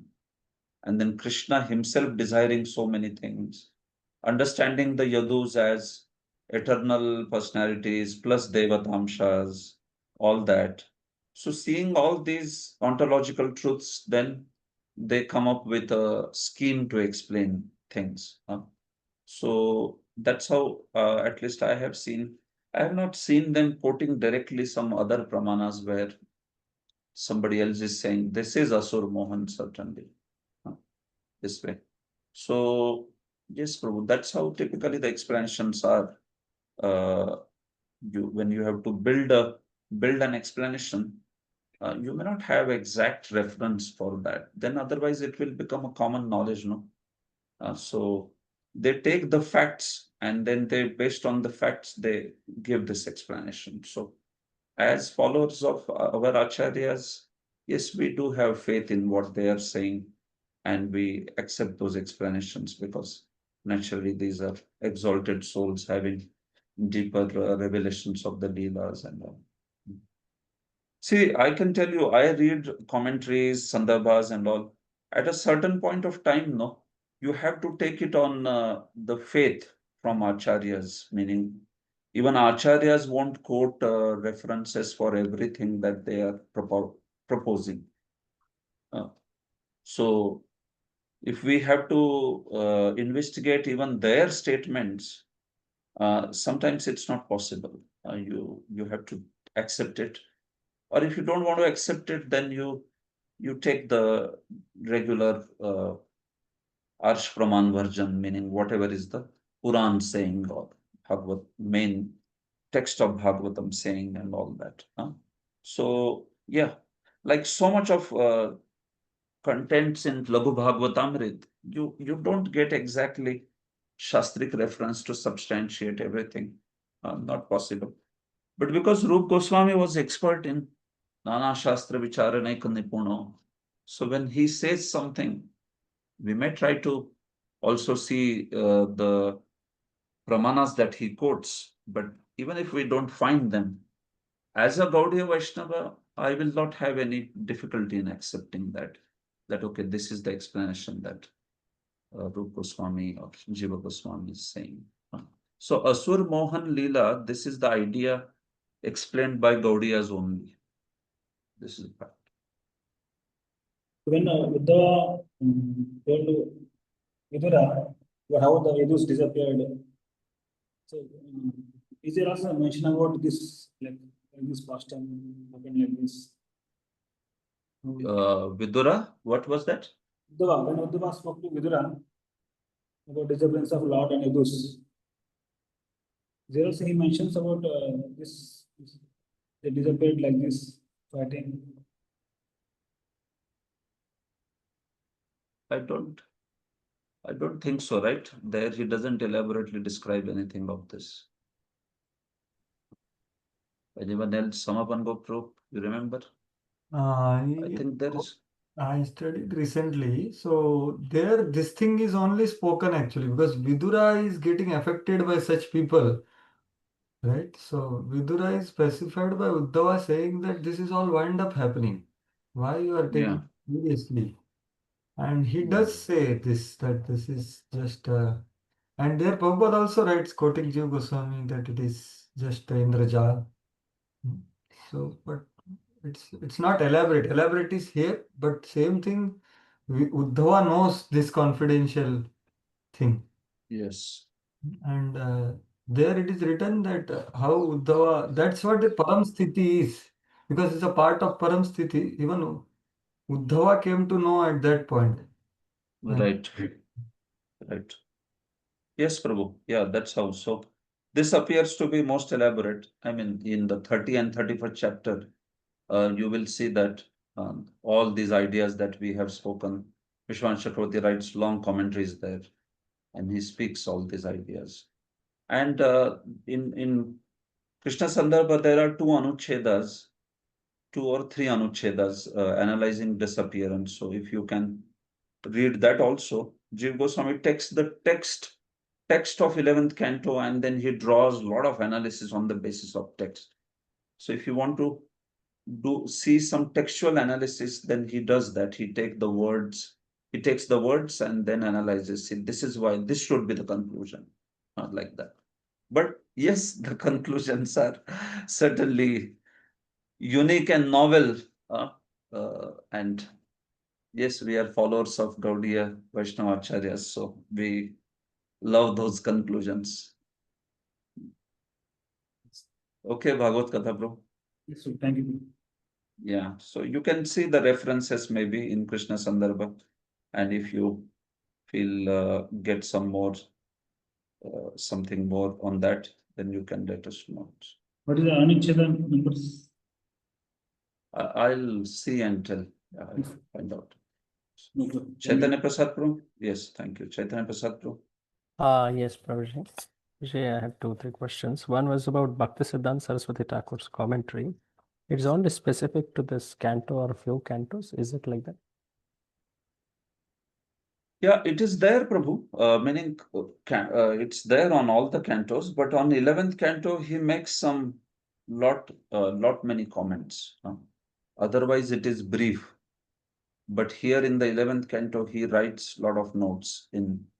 It's little bit Sanskrit, little bit Bangla, but he gives some elaborate notes on that. Otherwise, in other places, he doesn't comment much. It's quite a brief commentary. Tathya is very brief, like that. Okay. Another question about Prabhuji. You were telling that Krishna ascended from Dwaraka only. Only the Narayana portion went,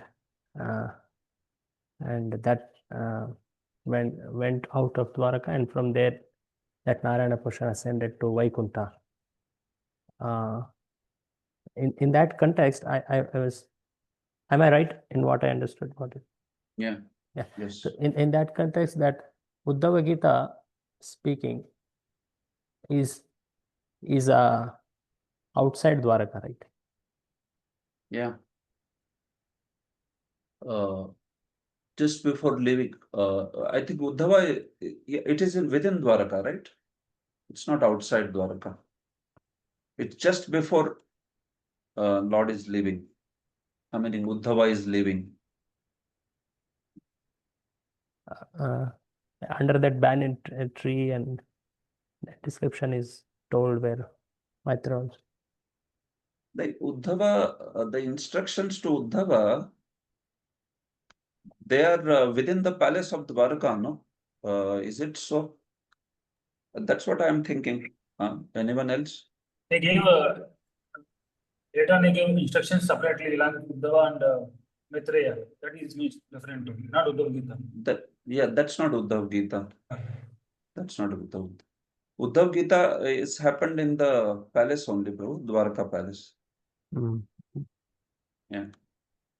Because there the Narayana portion is also referring to certain truths which are specific to Bhagavan, in the sense of this Paramam Sthitim is also quoted there. I thought. Yeah, Prabhu, like see the ideas, see these are all Supreme Personalities only, certainly. So they may speak the ideas which are common, no, to all the forms.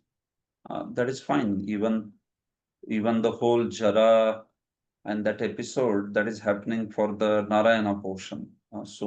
But then what he speaks to Jara, or before that, what he speaks to any personalities there, whether Uddhava or like that.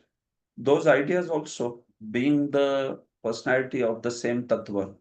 So those ideas should be okay. They are no problem, meaning they will speak the same level of truth. But still, the acharyas are revealing which form is it.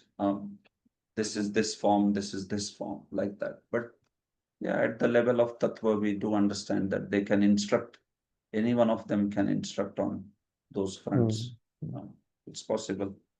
Like there is Sham Sundar Krishna, but then yeah, we take even Dwarka Krishna non different than him. We see that, especially on the matter of tattva. Yes, that Krishna is speaking Bhagavad Gita, isn't it? Yeah. So all those ideas, in that sense, they should be okay. Yeah. There was also thank you, Prabhu. There was also we read that it is not proper to say that Lord returned. There was comment. Back. Return back, yeah, because he's always present. So in that sense, when we say this, that Lord had this tasks, that also we read, no? That he wanted to send his Narayana portion back to his abode. So that reasoning is little confusing, because Lord never, maybe in Prakasha form, he is coming here. And Yeah. at the same time, that reasoning also is explained. How we understand this? Correct. Yeah, so it's like that, no? That, see, when you talk about the Leela in the material world, so it is within the realm of time. It is within the realm of, there is this Deshakala Paravartita is there for that. So now, once that Deshakala limit is over, so then naturally that Leela is completed, that Leela is taken. So the manifestation of spiritual world that is happening for that much time, so he has to end that manifestation. And that aspect may be talked about as going back, or rather going to his own abode, whether it is different expansions within him, or whether that Supreme Lord is there. What Jiva Goswami says in Bhagavad Sandarbha is, you have to understand this much, that in material world, when he performs Leela, and spiritual world Leela, everything may be the same, but still there is this Desh and Kal Vyavacheda that's there in the material world.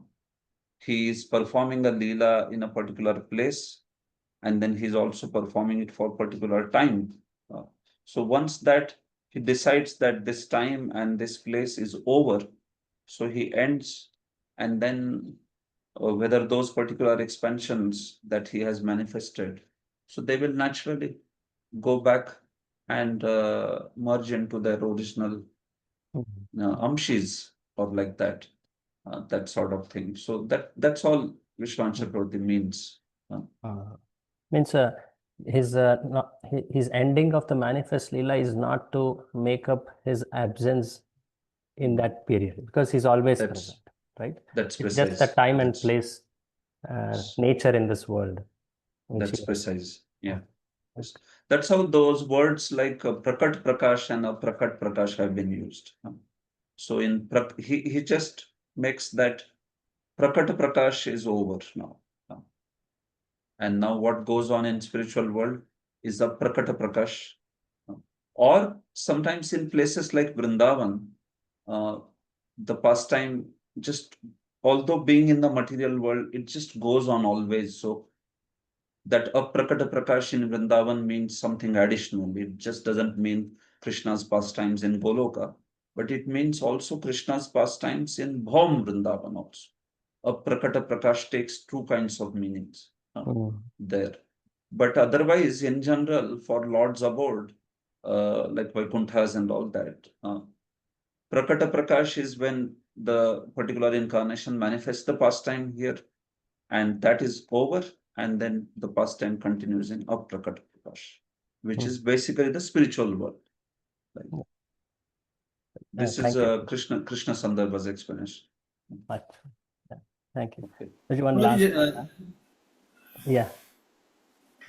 no, yeah, see, Chatan Prasad, just you asked this question on this. I just wanted to ask. You are asking something, means I'm not able to understand.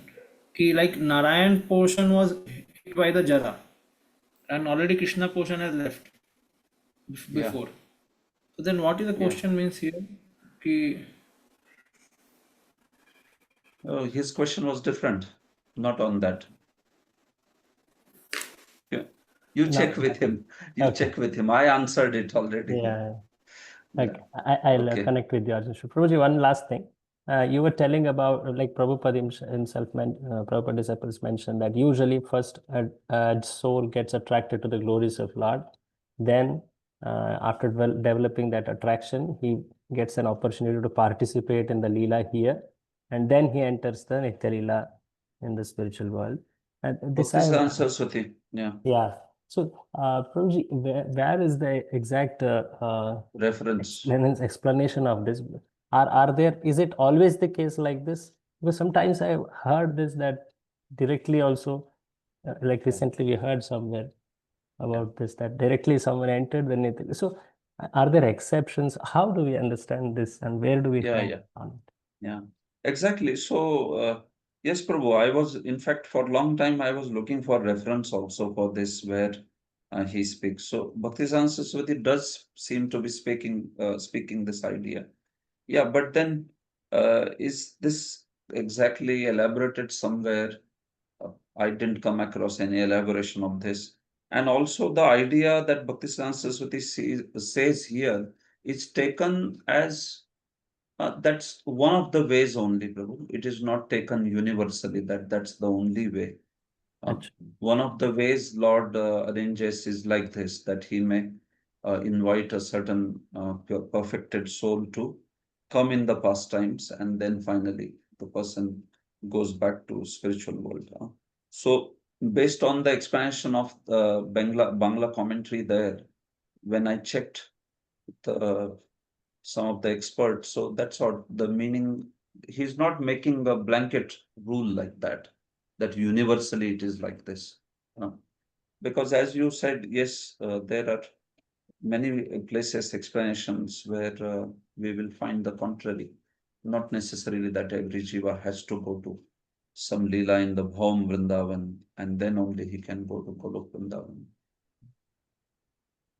But yeah, not many references for that, at least not in my knowledge.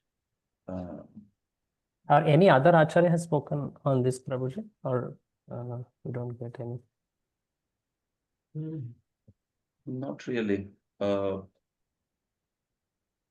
Chakravarti usually speaks on such things, but no, Prabhu, I don't know. Not in my knowledge. Hare Krishna.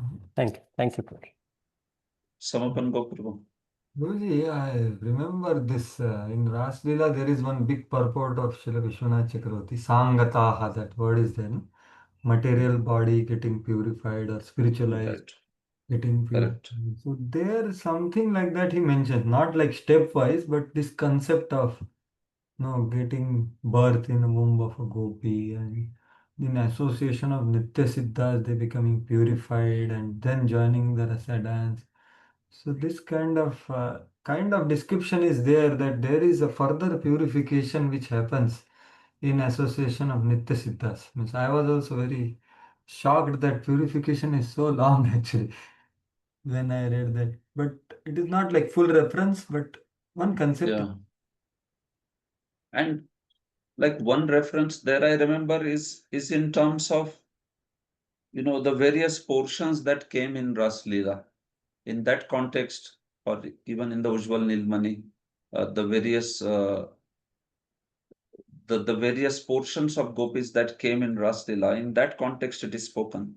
But do you mean to say that it is being spoken as abhideya to be followed and aspired like that? Not that's why I'm saying the context is not the description of Avideya. Context is about the pastime, that how Yoga Maya is Allah sending one after ripening the Ah, yes. No? yes, So yes, yes. it is Achintya Veda Veda because purification is spoken, which is Yeah. a part of Avideya. Correct. However, its description of the word Sangataha, no? Some I can't Right. remember that nice purport of Vishwanath. Yeah, Rishichari and all that is there. Mm. Shutichari, Rishichari, Sadhan Siddha Gopis, and all that. And their intensity of separation is purifying them because of association of the Nitya Siddha uh, gopis. Gopis. What is the Yeah. word? So it is kind of part of Avideya, but not spoken like that. It's Not like, spoken like that. Yes. um, Yes, it's true. Mm. but yes, Yeah. Ujjwala may speak because it's Avideya Grantha. I have not read. It's more or less Avideya. It just that much I know that various portions from the Gopi, the whole group of gopis, the various portions, Rup Goswami describes what all different types of gopis are there. But yeah, whether this is a practiced process by which you attain like that, I'm not sure. That maybe somebody who knows can answer. Okay. Yeah. Should we stop here then today? So I had one thing to ask. Okay. This was about thing. And regarding this Dwarka and Uddhav Gita, so Vishwanath Chakravarti Thakur clearly says, bro, that as you said, that it happened in Dwarka, then Uddhava was unable to leave for a long time. He will go and come back, fall at feet. But eventually he tried to go. But Yeah. still he feels separation. He ends up in again Prabhas, and there the confidential things are revealed. So one thing was that you only shared that, bro, that actually Vrindavanam Parityajya Padam Ekam Na Gacchati is for the Vyom Vrindavan, na, whatever. Not Yeah. Home Vrindavan. Home Vrindavan, Sham Sundar only is going everywhere. As it That's right. put it. So it can, the same idea can go here also, na, Prabhu, that he only came here because who Param Sthiti is his pastimes in Vrindavan, Mathura and Dwarka, which is particularly of Krishna and which is Correct, correct. most confidential knowledge beyond even Chatushloki. So it seems can we extend that idea here also that he only came. How Yeah, it's just the only thing that see this pastime is happening after whole thing is over, Kurukshetra war and everything is over. So now before that two incidents have happened. One thing is all the Brajavasis and Shamsundar Krishna himself, that particular Prakat Prakash has gone back, isn't it? After Dantavakra's killing and all that, Lord Krishna stayed in Vrindavan for 2 months, and then that Prakat Prakash of Shamasundar Krishna, along with all the Brajavasis and all, they all went back. So so they now go after back in Aprakat Leela there only, na, in Bhaum Vrindavan. That's what I have not read that. This Param Sthiti refers to here, na, in the abodes of these three in our place here in Bhaum Vrindavan. Like Dwarka, yeah, they like that. correct. So what I'm saying is, so that is one thing. And then within Dwaraka also, when Lord Krishna departed already, Vishwan Chakravarti says that Lord Krishna from Dwaraka, he went to the eternal Dwaraka, right? From this Dwaraka. So now the form that is speaking to Uddhava outside of Dwaraka, just when he is about to leave, right? At that point of time.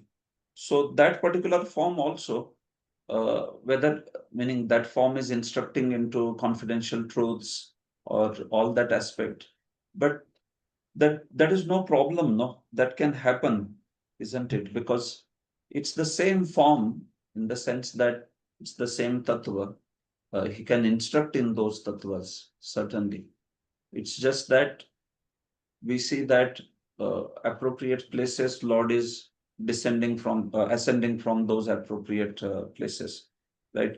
Like the aspect of Chatushloki, even there, for that matter, Bhagavat Chatushloki. So the knowledge of Chatushloki that is revealed, whether we take Vishwan Chakravarti's expansion, where he he says that it is revealed by Garbhodakshayi Vishnu. Or whether you take Srila Jiva Goswami's version where he says, no, this is revealed by Krishna only. Like that. So, but in either of the aspects, the explanation that they give is same only. Like Krishna is speaking that particular aspect. So these forms, I don't know, as Gaudiya Vaishnavas, we do too much distinction, I think. There is distinction, I agree, but yeah, we do distinction on Sham Sundar aspect, then Vasudeva Krishna aspect, then further Vaikuntha Narayan aspect, and then we want also accordingly only they will speak, the revelations will speak. But whether it is like that, Yeah. I'm not sure. Yes. Take. Clear. And okay. My Okay. question was Yeah. this means apart from this came from actually you said that based on the disciples' purports that speaking something very high things and practice. So there is quite urge. I'm being honest with you that when we study for teaching or whatever, so there are things which we study which are very new and inspiring and clarifying, and there is urge to even speak it. And we are not just speaking anywhere, but yeah. So, however, what is that where we should draw a line that I should not speak? What is important is my bhajan, my character, my purity, and so how do we draw this line? Because it's very, because it creates, I have idea of this, some people doesn't have who are like very surrendered, and that kind of thought comes in back of mind. So how do we see this thing through our own practices and our studies and the urge to share? Yeah, that is one question that I also have, no doubt. Yeah. But yeah, Prabhu, like adhikar is one matter, no? We do agree, okay, certain level of knowledge, when you speak, the speaking also causes a desire. So speaking is important because unless and until you speak and you hear, probably even the aspiration may not come. But what should be considered to be way beyond the practice and what should be considered to be something appropriate to Exactly, practice? that's the precise Yeah, thing I want to understand. that's what you are also asking, like The- that. So personally, yeah, I think the subject should be discussed also by seniors, probably more experienced. But see, for certain topics, no, we know that there are some fundamental books of our sampradaya, and these fundamental books, they discuss some tattvic aspects or some are more subtle in the abhideya aspects. We follow certain level of those aspects in abhideya and all. So something like Sandarbhas, Bhakti Samay Sindhu, or even some explanations, Madhurya Kandabini and further, which are discussing on the aspects of Abhideya Tattva, uh, those aspirations and all. I feel it is still safer to discuss that. But when it becomes too much on the Prayojan aspect, where we see that very intimate Krishna's pastimes are being discussed, or the pastimes which are only focused on certain particular aspect like Madhurya Rasa and all that. So that is one field where I feel that one can immediately become very careful. That okay, in order to discuss this level of high prayojan and all, okay, what is my own level of purity or practice or like that? Uh, that also has to be seen. Who has adhikar to speak what, Prabhu? Uh, Frankly speaking, I also am exploring this topic exactly because no, sometimes some may have very extreme idea that okay, you just cannot speak about Radha Krishna intimate pastime till the time you are completely purified. So that is also extreme idea. But on the other hand, also just not worrying about anything to practice in life while continuing to just go, deeper and deeper in that information of Madhurya and all that. That is also something appears to be very not so proper this way. So, senior Prabhu, somebody senior can guide. I am myself trying to understand these things. I don't know. Adhikar is there because I see a lot of enthusiasm here in Vrindavan. All the more, Prabhu, you may see very new devotees and they want to discuss very high funda, but they don't have very good practice at all. They are lacking with some basic issues of character or like that. What to speak of kathakars and all? They all the more difficult for them because they are speaking very lofty things. But then you see their life, you don't find that kind of addiction for Krishna. So, who is adhikari for what? Yeah, that's the question. Maybe Prabhu, you check with some senior. I am not sure. Yes, Or if we get something within the Goswami literatures or like that, we can see also. yes, but it's helpful what you are saying about Abhideya Granthas and no, that is helpful. Thank you. Prayojan is little risky. Uh, Too much. Yeah. Okay. Thank you. Granth Srimad Bhagavatam ki jai Srila Prabhupada. Thank you very much. Thank you very much.